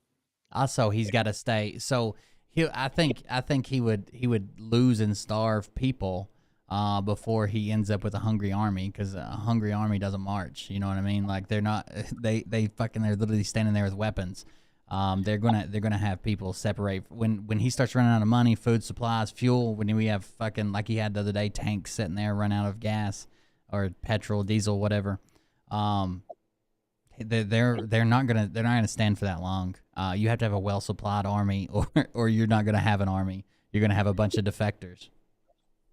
Well, and that was some of the stuff too that I did see some of the videos that were sent. I don't know if you saw these ones, where Russians were going in and basically taking the chickens and stuff from the farms that were in Ukraine. So they're already going in and taking, and that's what they do. It's, they loot and do things like that. It's nothing out of the ordinary. But they are starting to do that in Russian soldiers, and there was a film of them doing that. Yeah, I'm sure. I'm sure they don't seem like the most honorable bunch. or the top to back away from the fight. They're shooting everything that fucking moves. They're shooting boats out in the ocean, shooting fucking cars going by. They're shooting everything. They seem pretty fucking jumpy. Yeah. Yeah, that I also noticed. I do, like we talked about it. Japan ship got hit, and they're like, "Oh, wrong ship." It's like there's no actual logic behind it. I guess. Yeah, I don't know. It's almost so dumb. It's like it's a false flag or something to like I don't know, bring attention to it or draw attention down there, something. Because it's so dumb that you would shoot a Japanese merchant ship thinking it was a U.S. war vessel. Like I don't know what the fuck that was. That was strange. Right. Yeah. And again, in my mind, in my thought process, that the goal is to push towards their version of communism. Right. Their version of socialism. And we talked about this. The same thing that BlackRock is doing with houses, mega carriers are doing with trailers. Right. Sure. Because that's the money. Houses are the money and trucking trailers are the money. You buy the trailers, you control the market, you're done. And that's basically what's going on. And I don't see a lot of drivers coming in buying trailers. And if they are getting trailers, they're paying $60,000, $70,000 for a $20,000 trailer. That's a problem. Yeah. Yeah, it's when they control the market like that, there's nothing you can do about it. It's pretty crazy. Here's an article right here about some of the drops in the. I don't know when this was printed. I'll read it to you though. But this is out of Tokyo from the Associated Press. This was a while back actually. This was February 28th, so the last day of February. The ruble plunged to a record low of less than 1 U.S. cent in value Monday after Russia cut off from original global bank payment system in retaliation for Moscow's invasion of Ukraine. The Russian currency dropped 26% to 105.27 per dollar, down from 84 per dollar the day before. The U.S., Japan, and it's even worse than that now. I just need to find a more current article. The U.S., Japan, and other Western nations moved over the weekend to impose additional sanctions against Russia, including restrictions on access of some Russian banks to the SWIFT global bank payment system, restrictions on the Russian central bank target its access to more than $600 billion in reserves the Kremlin has at its disposal. It's hindering its ability to support the ruble after it fell last week to its lowest level. The decline of the ruble would likely send inflation soaring, hurting all Russians and not just the Russian elites who were the targets of the earlier sanctions. By the way, so he's got it set up like almost like an oligarchy where like his rich friends benefit the most from the government. I'm sure they don't like a portion of their wealth going fucking plummeting either. So they're going to, hopefully they're in his ear talking some sense into him. The resulting economic disruption of Saturday's measures are as harsh as described, could leave Putin facing political unrest at home. Analysts predicting intensifying runs on banks by Russians and falling government reserves as Russians scrambled to sell their targeted currency for safer assets. The SWIFT financial messaging system daily moves countless billions of dollars, more than 11,000 banking institutes around the world. So this was the first day that they placed the sanctions on it. It went from being it basically went from like 84 was equal to $1 to 105.27 was equal to $1. And fell 26% on the first day. And that of course tied with inflation would be pretty bad. I was looking at a picture here. Have you heard it was a picture of like a jewelry ad, but have you heard the story about Putin stealing the Super Bowl ring? No, I have not. Hold on, let me find the names to make sure. I know the story, but let me find the names to make sure I'm saying it right. So it was a coach, or no, it was an owner. It was the Patriots. The Patriots owner only has 3 of his 4 Super Bowl rings. Putin has the other one. So I'll read the article, then I'll tell you the story that he told. As every player on the planet knows, and the NFL knows, it's not easy to get your hands on a Super Bowl ring. If you want a ring, you either have to play for the team that wins the Super Bowl ring, or you can do what Vladimir Putin did and just steal it. That's right. You heard that correctly. The president of Russia has a hot Super Bowl ring. It all started in 2005 when Patriots owner Robert Kraft was in Russia with Sandy Weil, a friend who was the president of Citigroup at the time of the trip. Kraft had just received his ring for the Pats' win in the Super Bowl, so he decided to show the ring to Will. After seeing it, Will had what turned out to be a horrible idea. Show the ring to Putin, she said. Kraft actually did an interview about the ring for an episode of NFL Films' upcoming series called 50 Rings, 50 Days. So we'll let him finish the story. So what happened was he went in there he was meeting with Putin. That was part of it.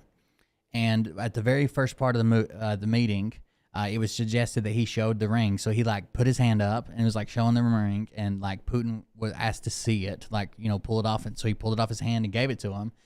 And Putin's like, he said, "May I? Like, can I try it on?" Right? So see what it looks like on his hand. And he did. And he put it on, and they continued to talk. It was like a 30-minute meeting, and the whole time he wore it. And then at the end of the meeting, he says that Putin just turned around and went to walk away. And he's like, hey, the ring. And he just looked back at him and shook his head and then kept walking. And then like 10 of his bodyguards got in between them, and just there was nothing he could do. Like, he's just fucking standing there, and they literally met at the fucking wherever Putin lives. There's fucking what's it called that they live in? Not like a castle, but it's called something. It doesn't matter.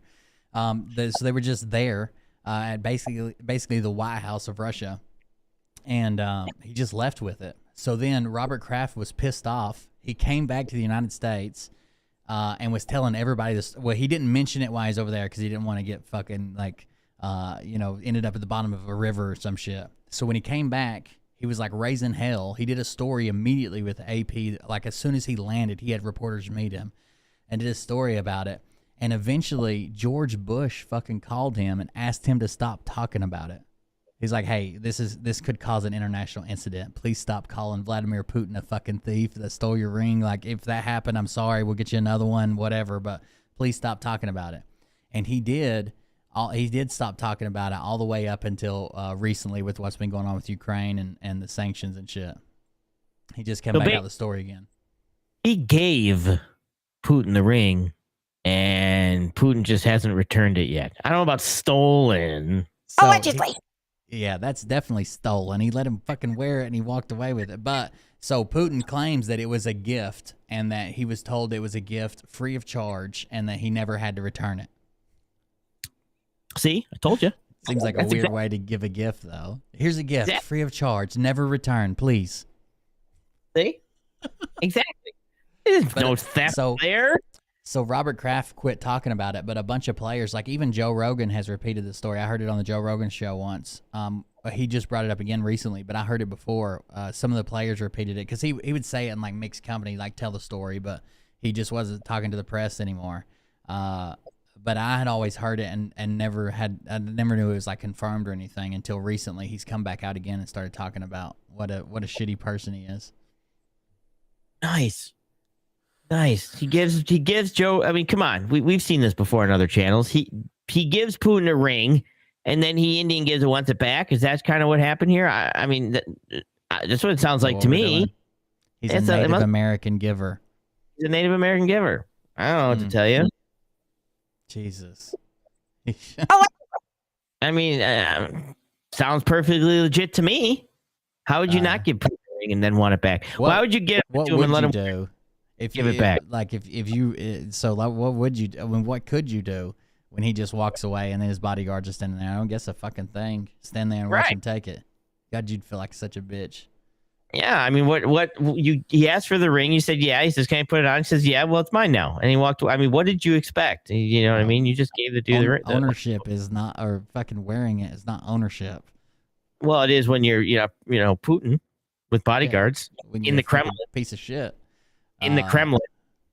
Yeah, the Kremlin. That's what I was looking for. Yeah. I couldn't. That's a crazy story, dude. That he would just fucking snatch a dude's ring like a fucking punked his ass. Just done. Exactly. Thanks for coming by. Surprised he didn't ride away on a polar bear topless. Just fucking high silver out of there. How do you know he didn't? That part could have been left out. That could have been why. So he didn't feel too bad. So he didn't feel too bad. I wouldn't feel that bad. Let's leave out the polar bear. Come on. Yeah, exactly. like I said, what did he expect? You're in a foreign country, and dude asks for your ring, and he happens to be the president with bodyguards in the Kremlin. You give it to him. I'm shocked that he asked for it back. Hey, whoa, what? The guy Well, took nothing. He legit thought. I mean, so I guess a lot of people will probably come up to him and like, "Oh man, can I see it? How cool is that?" I mean, it's a cool thing, but I guess he legit thought he was getting it back because he couldn't have just did it to like, you know, try to like show his ass or try to like challenge him. Obviously, he was doing it for, he was doing it because he was genuinely surprised. You know what I mean? Like he was just, hey, like you forgot the ring. Like he never thought he would have left with it, or he wouldn't have brought it up. Here it is. Yeah. I think this is it. This is a short with Joe. I'll just let you listen to it. This is Joe Rogan talking about it. Well, maybe if I can turn on the audio, that'd help, wouldn't it? Google it so I don't fuck up the stat. I'm The Super Bowl ring story. No. You don't know that Oh, story? I want to hear this. Oh, Google it so I don't fuck up the stats because Sturgill Simpson actually told me this.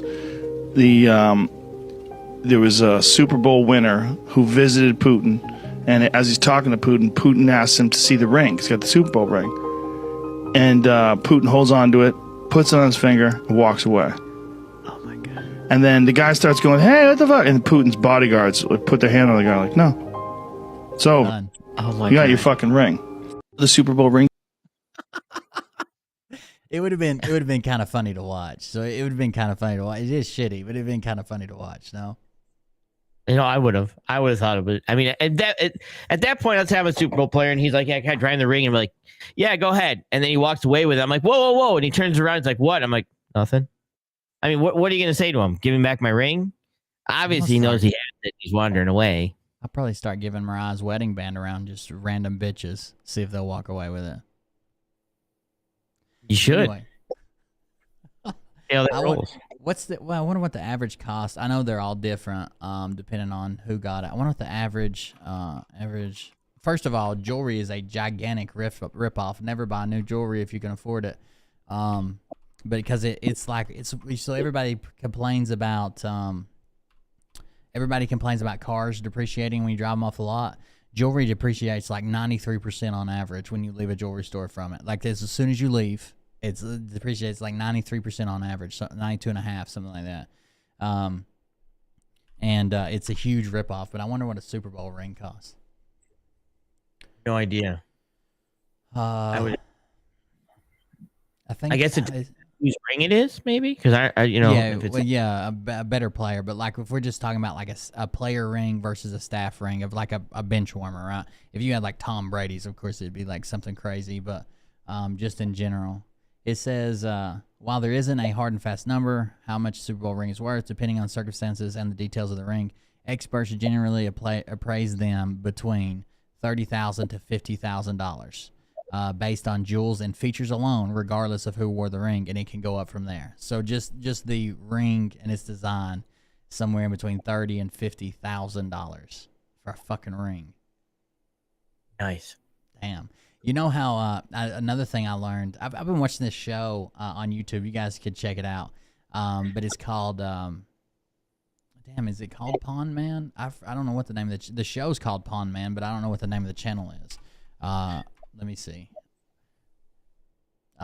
This guy runs a show. It's like Pawn Stars without all the fake shit. Yeah, it's called Pawn Man, and it's this guy named Evan Kale, and he like runs a pawn shop or whatever. But another thing I learned about the you know how a lot of people would get like a ring with like a large diamond or like a decent sized diamond, a medium sized diamond, whatever, and then like a bunch of smaller diamonds like accent pieces or like small diamonds around the band. Or small diamonds, you know, somewhere in some type of design. The small diamonds are basically worthless. They're like because they're hard to judge clarity, and because they're so small, nobody wants to buy them. You can't reseed them. You can't do this. So they basically get sold for like junk weight, which is like tool grade diamonds. Like you'd use them for sandpaper and shit, or carbide bits with diamonds in them. So they're like, you pay a shit ton extra for all those little diamonds because they'll add up the carats on you and tell you how many. They'll add that to the price, right? How many carats of diamonds it is. That's not the way it works when you go to get it evaluated. Like no one cares but anything about but the band and the center stone. All those little ones are fucking worthless when you go to, if you ever have to resell it, or what it's really worth, I guess. it's only a jewelry store gimmick to get rid of diamonds that he couldn't use for anything else. That I did not know. It makes sense, but I did not know that. Yeah, it's pretty crazy. So this pawn man guy, I knew a lot of this about the jewelry industry and like the diamond industry and stuff. So Discourse, it's actually a really interesting story. Like originally they did kind of think diamonds were rare, I guess. And you know they had they liked the way they looked. You know, they were clear, they were hard. They really did think they were rare. And then Discourse company bought the majority of De Beers, bought the majority of diamond mines, and they basically like had a controlling interest in diamonds. So they started these campaigns that diamonds had to be the official engagement ring, because before that people would just give bands or handmade things or whatever. The engagement rings weren't a big deal until they stepped in and started marketing it. And they also come up with, you know, like the more you spend, the more you love somebody, and it's got to be this much. You got to save up 2 months' salary. You got to do all that shit. Was just marketing they did.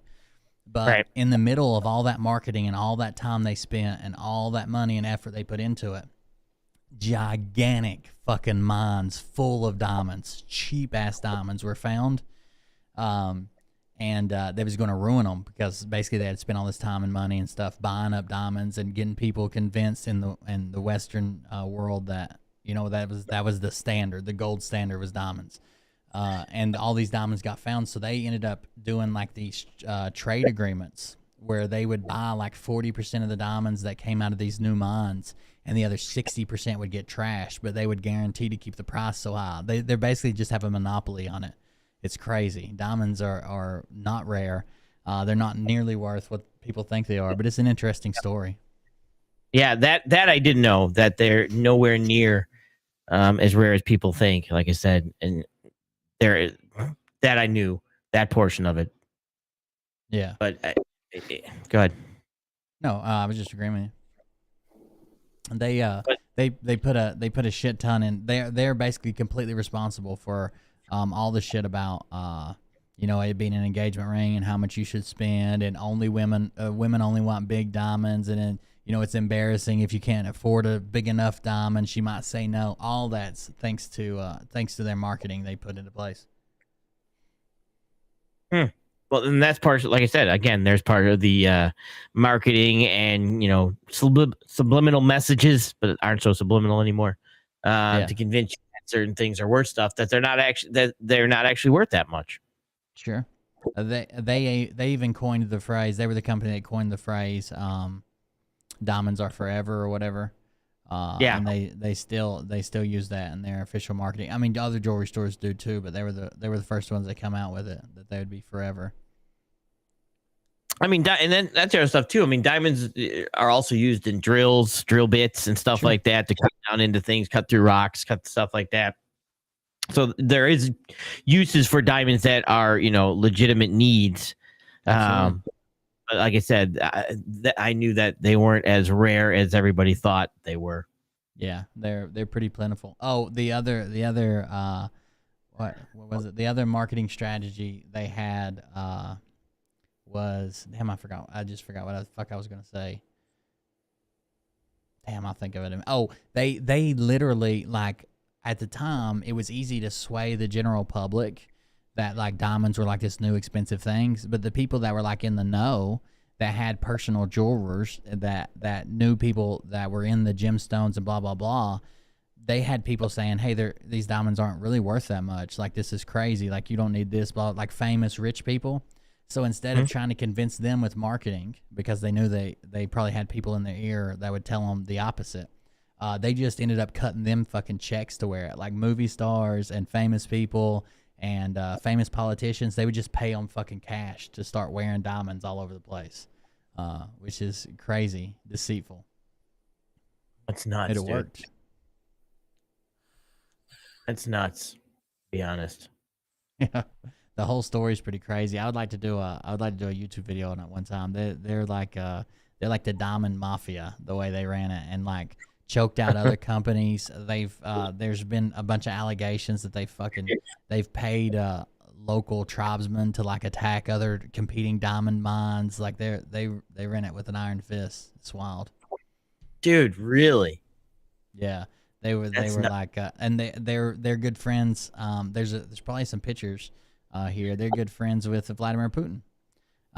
So the chairman has like some type of tradition where he goes over and meets with Vladimir Putin because there's a diamond mine over in Russia and hangs out with him or whatever. But they like having that like mentality that that don't fuck with them, you'll end up dead or whatever.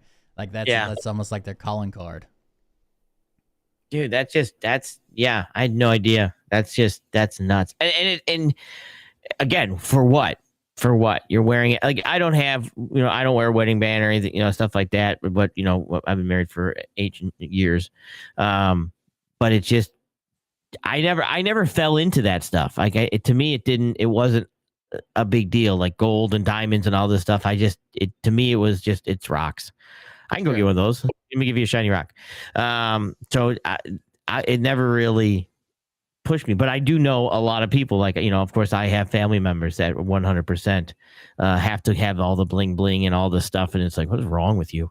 But of course they can't afford it. And they're living large on, welfare, but it's one of those things that they have to, give the look of that. Dude, we could talk about stories. My family would, at least my father's side of the family, I could tell you stories that, what the hell's wrong with you people? Those are the people that, they would wear all that. And yet, they'd get out of a car with, 4 different colored doors and no trunk, stuff like that. But yet they're wearing looking good. At least they look good. Yeah, that's how they roll. So I do have another question for you on Russia. Just because I've been busy, I haven't seen it. So today Putin was supposed to address his nation, right? Did he do that? Did he have a speech? And have you seen a translated version of it? Yeah, one of the sections of it, but one of the stuff that he was saying was, they're blaming the U.S. is blaming us and stuff like this, but their inflation's going skyrocketing because our inflation numbers came out, and that our inflation's going skyrocketing, and that these sanctions are going to hurt our people, and so he's basically saying that it's going to hurt U.S. people before it hurts his people. Sure. That's what because the U.S. people aren't going to be able to, deal with these losses and inflation numbers and stuff like that. He can't come out though and say like, I don't give a fuck about you people. I hope you all fucking starve. Right. He's not coming out saying, well, I don't really give a shit about you guys. But it's definitely going to affect them. So that's kind of what he came out to say, was basically that, and then all of these sanctions, and then he's going to stop now he's not delivering fertilizer to the countries that are going against him. And they actually do deliver a lot of fertilizer, but he's going to cut that off and stuff like that. And this is where, some of these other countries are now saying, so we're at war, like it or not, we're at war. I don't know what to tell you, but we're at war. It's, it's the first phase of this type of stuff, but it is a war. I mean, you can have a trade war, you can have an economical war, and right now we're in both of that. So we have to figure out where this is going to go. I don't think the leaders we have are the right people for the job, but it is what it is. I think what's weird about this one is like, typically I can look at the country and the leader and say, okay, well, this is what their end goal is. But right now I'm kind of curious what either country's end goal is. I don't know what the fuck Biden's end goal is. I don't know what the fuck Russia's end goal is, like, or where they're going to, or why they're taking the actions they are. It's a weird equation going on currently. All I can put together right now in my world of logic is the great start over. And the great start over is not the way China and Russia want it to go, but it's the way that the UK and France and the United States want it to go with the UN. And to me, it's just a battle of which socialism are we going to get? Does that make sense? Which one's going to win out? And that's the only thing that seems to make sense, because, like I said, they're slowly pushing. They've got to give us and one of the other things I do see in logistics was inflation, everybody's blaming the administration for inflation and stuff like that. And I'm going to speed through this because this is going to also put people to sleep. But one of the reasons why we're in the situation that we're in was the fact that the COVID caused the bullwhip effect. We went from a, consistent supply chain, just in time, no problems. We could get there things, you'd have an odd thing, but most of the time you could get it caught pretty much, to a massive data and analytic problem. So you went out and bought toilet paper when you weren't supposed to. I've talked about this. You went out and bought this. So that caused a knee-jerk reaction in companies buying things because they're like, holy crap, I shouldn't be out right now. I better order extra. And that caused this bullwhip effect. So what you now have is when that bullwhip effect comes in, they need to stop these waves. Is that a sound effect? Yeah, I know it was. I accidentally, a video started playing. I ended it quick. Go ahead. So you basically need to stop these waves because these waves are going to get bigger and bigger and bigger if we can't stop them. So the only way to stop them is to stop buying crap, because at that point, you're going to slow down those waves. So right now, and I started to explain this to a buddy of mine, you're going to start to have the Chinese New Year kicking off, snow's going away, so ports are going to start to get busier and busier. Ports up in the north are going to start to be the most busiest because those are the ports that slowed down because of bad weather. Seattle had bad weather, no truck drivers wanted to go up there, it was too expensive, blah, blah, blah. So what this high fuel prices are going to do and this stuff's going to do is it's going to slow down these waves that we're getting and try to flatline and put us back at a level baseline, consistent flow of logistics. And ever since back in the 1980s, we deregulated trucking, right? Well, they do everything they can to keep the trucking prices down and maintain consistency there. Because trucking affects inflation. If the price of shipping goes up, everything goes up because everything is shipped. Okay. So, and truck drivers argue with me with this all the time. Well, they manipulate the numbers to punish the truck driver. No, they manipulate the numbers and the freight so that all of our goods try to stay as consistently priced as possible. Right now, we're experiencing what happens if you don't manipulate trucking and manipulate shipping and force and try to push things and keep a balanced, steady pace to trucking. You're seeing high prices for things, right? Because you're now having these waves. Well, they eat us for dinner. Sorry, they are fucking piranhas. Thanks for the info, boys. Appreciating a realistic approach to this madness. That was easy peasy, but you 3 6-packs. Thank you for the support. Thank you for the donation. I appreciate it. Yeah, thank you so much.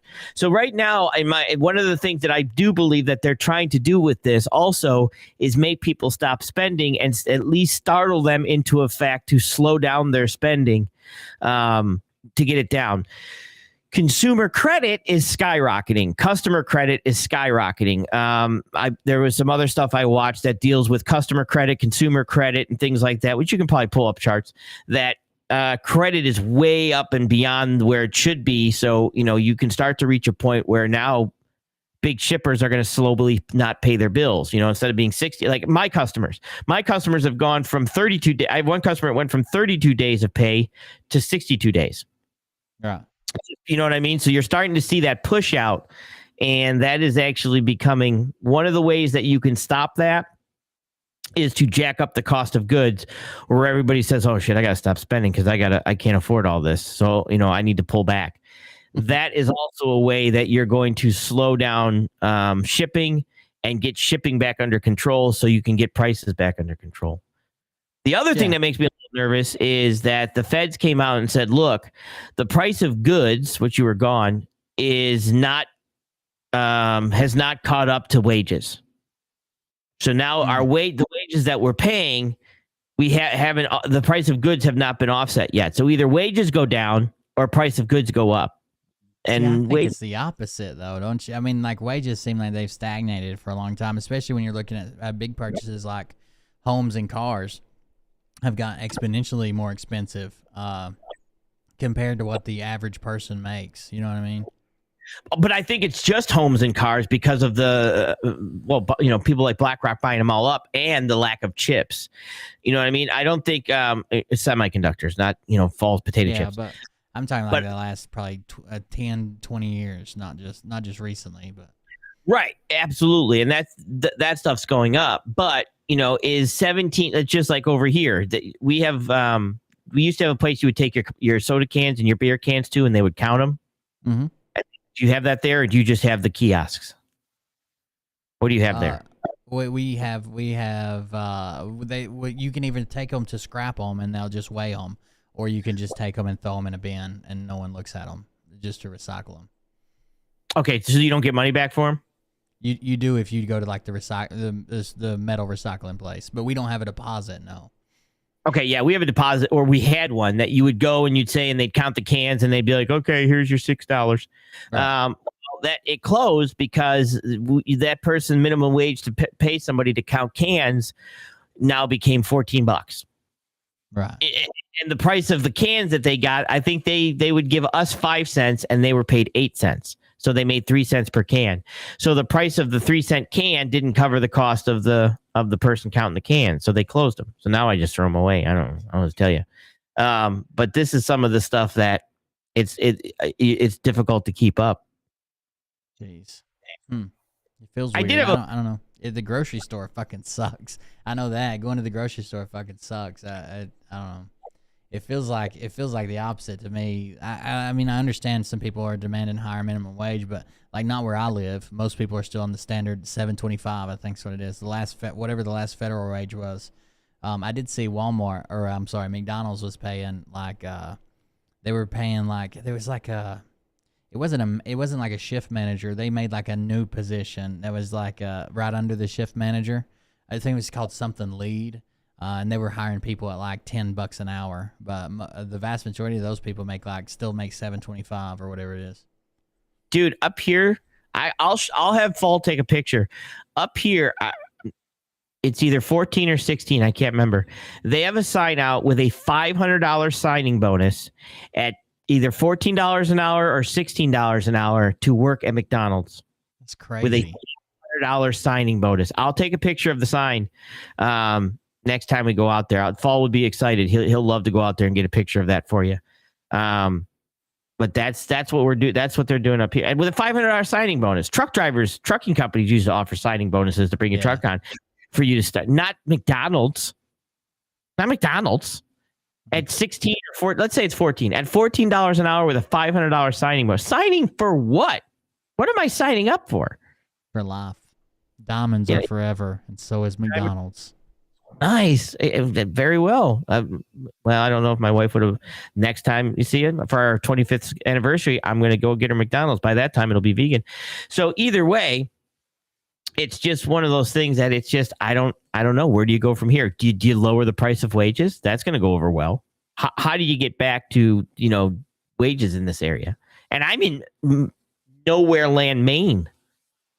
So how does that? I don't think they'll be able to lower the wages. The best they could hope for. I don't think they're going to be able to raise the prices much either. I think the best they can hope for is just to stagnate the wages and let the prices raise until something happens, or keep their fingers crossed. They're going to get out. On my community page, I actually did a poll. Did you see what Warren said?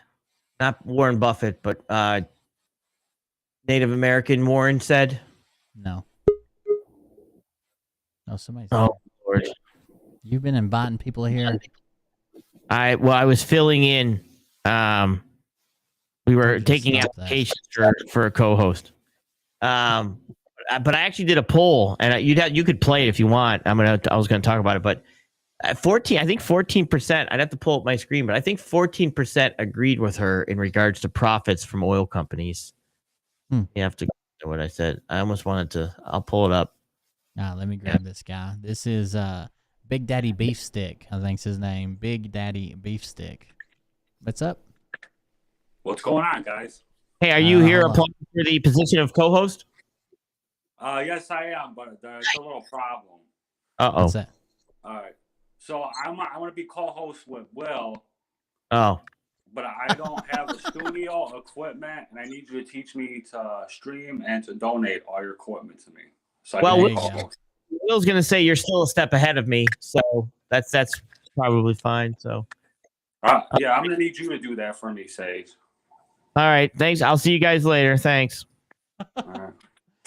Get it shipped over directly. What's up, man? Not much. How you doing? Well, safe. Hey, it's going, buddy. Bye, I guess. So I wanted to comment on the comment you made earlier about going all digital with the currency. Yeah. I don't think that'll happen. I read something the Fed is divided on it, and I don't think all American people will go for that because that'd be like full control the government will have, and I don't think all the people will go for that in America. Do you feel that you have the decision? I mean, me personally, not really, because I work for the government on the state level, so they'll probably force me to do it, like the the other thing. But Yeah. I mean, I'm sure a lot of other people wouldn't allow it. I mean, I think. I mean, if they really, if they really wanted to do it and just said fuck it, like none of the other money's good, stop transacting in it. It's illegal. You need to come turn it in for this money. That'd be pretty fucked up. But I guess they technically could. It wouldn't be very good representation of the people. I don't know. Right. They got the Q-tards so confused. They think that the QFS is digital currency. Hell, they would agree in a heartbeat. Yeah, that's what I'm saying. I think it would probably turn into a war. Well, let's put it. What if they come across here and they say, "Look, we've tried to save the things, tried to cover you. We put in too much money to the point that our money's almost no good anymore, and other countries are taking it, and they're bringing this thing in, and we kind of have no choice because they won't accept it." What would you say then? I mean, I guess I would have no choice but to go along with it or go live off grid, I guess, and disconnect from society. It could be not to us at some point. You know what I mean? Like right now, we're crashing the Russian ruble, right? So their money's almost becoming no good. So at this point, they almost have no choice. If we were to say, okay, look, get rid of your money and you can now go with the US dollar because it's not worth anything. You can either still keep your pennies or convert over. So it on a large scale, it isn't something that if they did not want us to do, it could just be a global event. And that's what I believe that they're looking to do, make it that global event, not a United States event, if that makes sense. And they all are looking into digital currencies. Every country is. An executive order was just signed and you got looking into ours. The digital wand's being looked into. So when you have countries that are going to say, hey, we're switching to digital, why? Well, it's too expensive for us to print this money. It costs us more than a penny to print a penny, to make a penny. Why do we keep making pennies? So once it's digital, it's like now it's like, it costs us more than a quarter to make a quarter. Why are we making quarters? That could be. You know what I mean? I understand that. But do you think all the countries will come together and go for that? Well, I don't know. Do you have a credit card? Do you have a debit card? I mean, no, I just have a debit card. I don't do credit cards. So you have a debit card, and do you use your debit card? Yeah. How more do you use your debit? Honestly, not that much. I'm more of a cash person. Do you use cash? Overall, how many people do you I see? use cash more often than my debit card. Oh no, we lose him.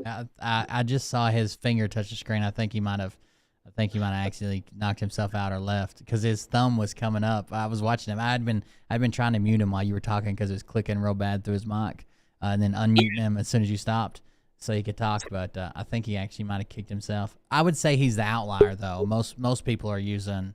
Most people are going to be using a debit card or something more than cash. All right, here we go. Right. Yeah, I'm sorry. I got something happened. I got kicked out. I think YouTube's been acting up for me. Yeah, you're all good. By the way, just real quick, when Sage is talking, I've been muting your mic, but I unmuted as soon as he's done because for some reason his mic is clicking through yours. But I'll take care of it. I won't leave you muted.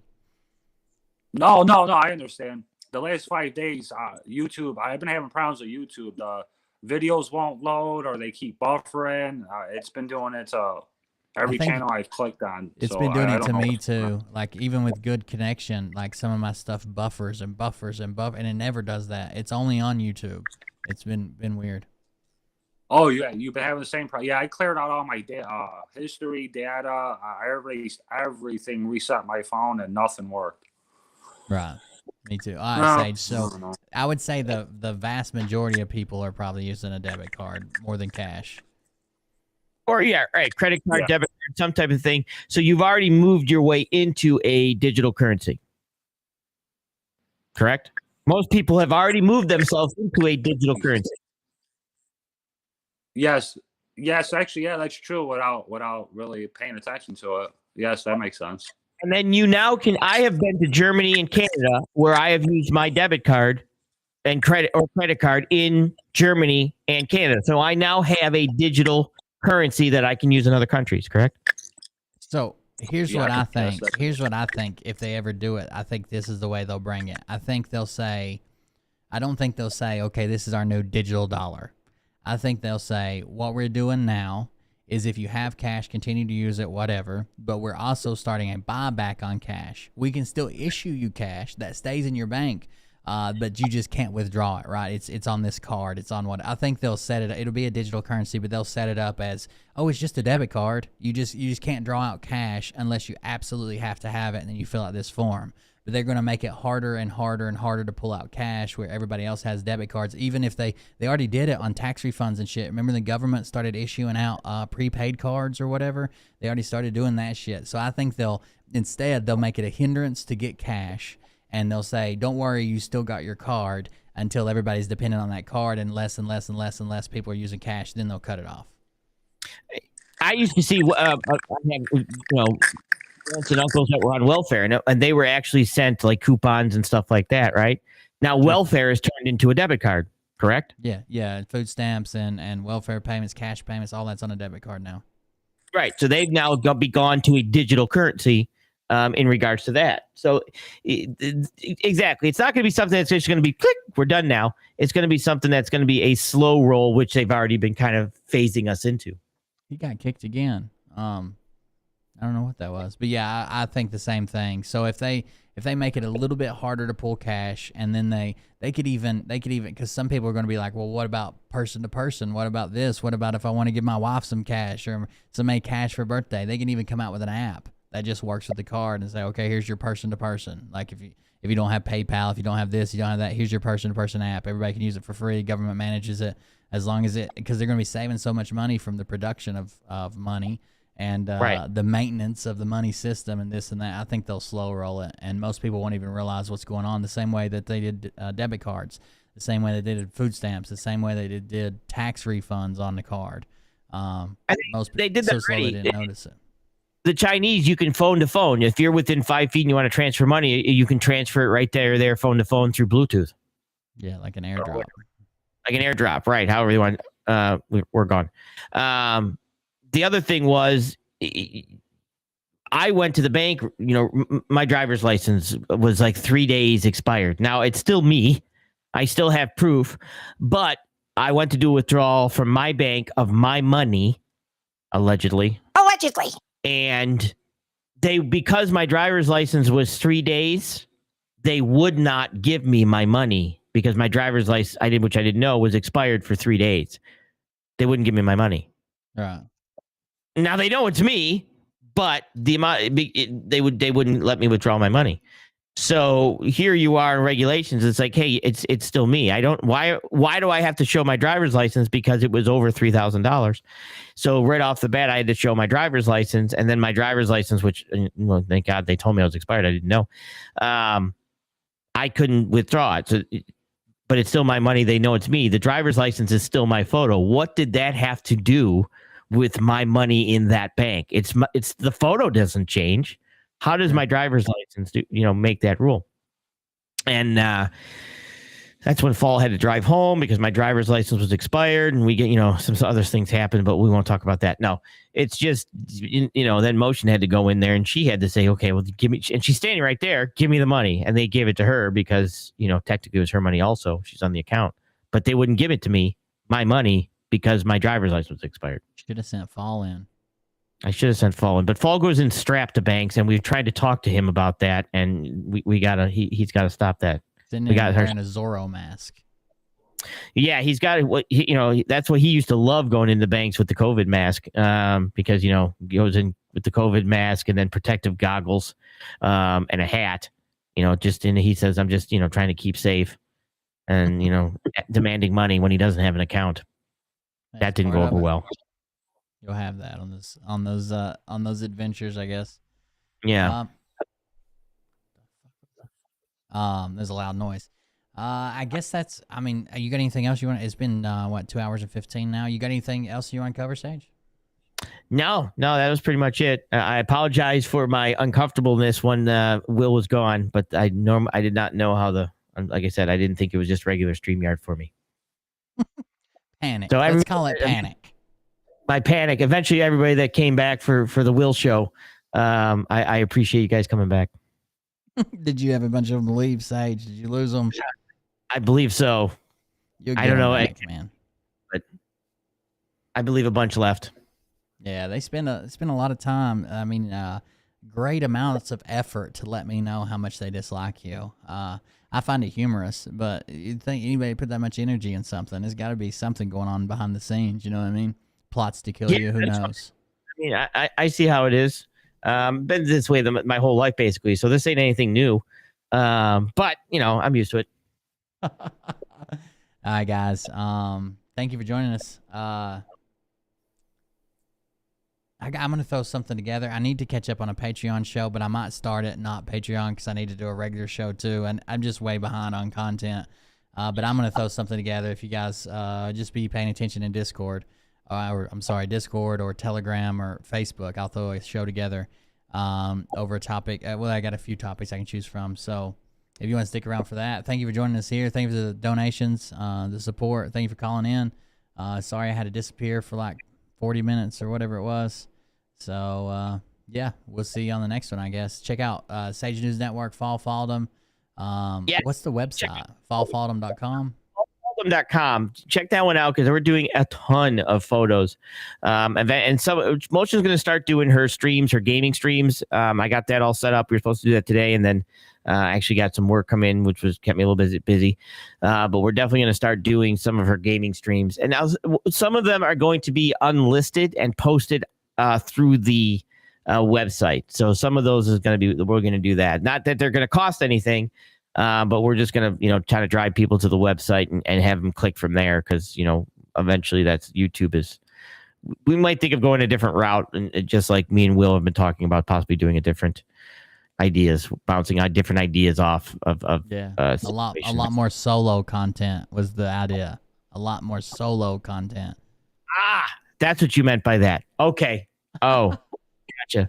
So no, I am thinking about putting content on my own website, especially if I'm thinking about switching up to doing every other show would be a Patreon level. So a free one, then a low level, then a free one, then a mid level, then a free one, then a top level, and just keep doing those. And then hosting a lot of those over on coldbeer.live. Right now it's just a redirect, but I do on the website. We'll figure something out. It's just expensive for hosting for a year. Yeah, it is. That's actually shocking. But I do realize that they are definitely paying you money to keep me off the show. So I that is something that I understand. Well, at least that's what you've told me numerous times over and over again in email. I get Patreon messages. It's like I would pay any amount as long as you're the only one behind this paywall. And I'm what can I say? Yeah. I think you're lying. You only hurt the ones you love. I don't love anyone. I hurt everyone. So we'll get to the bottom of that one day. Get your doctor on here for one of those mental health evaluations. We'll send her into early retirement. I got to get hooked up with the other ones too, because I've got some different levels. One, she was the nurse practitioner, but I do have a couple other people that are specialize in it too. But I thought we'd get her on first and kind of go over some stuff, that way, because she's the first line of defense. Sure. All right, guys. Thank you for joining us. I am going to throw a show together. I have a topic that a lot of y'all might not like, so I will start it for free. We may do the whole show for free because I am behind on content all the way around, and then I'll make up some Patreon content on a different night. But I do have a show in mind. Sage, I'll tell you about it backstage, and if you want to stick around, you can. All right, guys. He's just saying that to leave you guys. He tosses me out of here immediately and leaves me and doesn't even say goodbye, just so you guys Actually, know. I plan on blocking him until Monday. That was So thank you guys for joining us. Thank you for the support, donations, calling in. We'll see y'all in the next one. Have a good night. See ya. Sage, say bye. I said, see ya. Oh, God. Like a Bye. elderly hipster. Bye. It's a hat.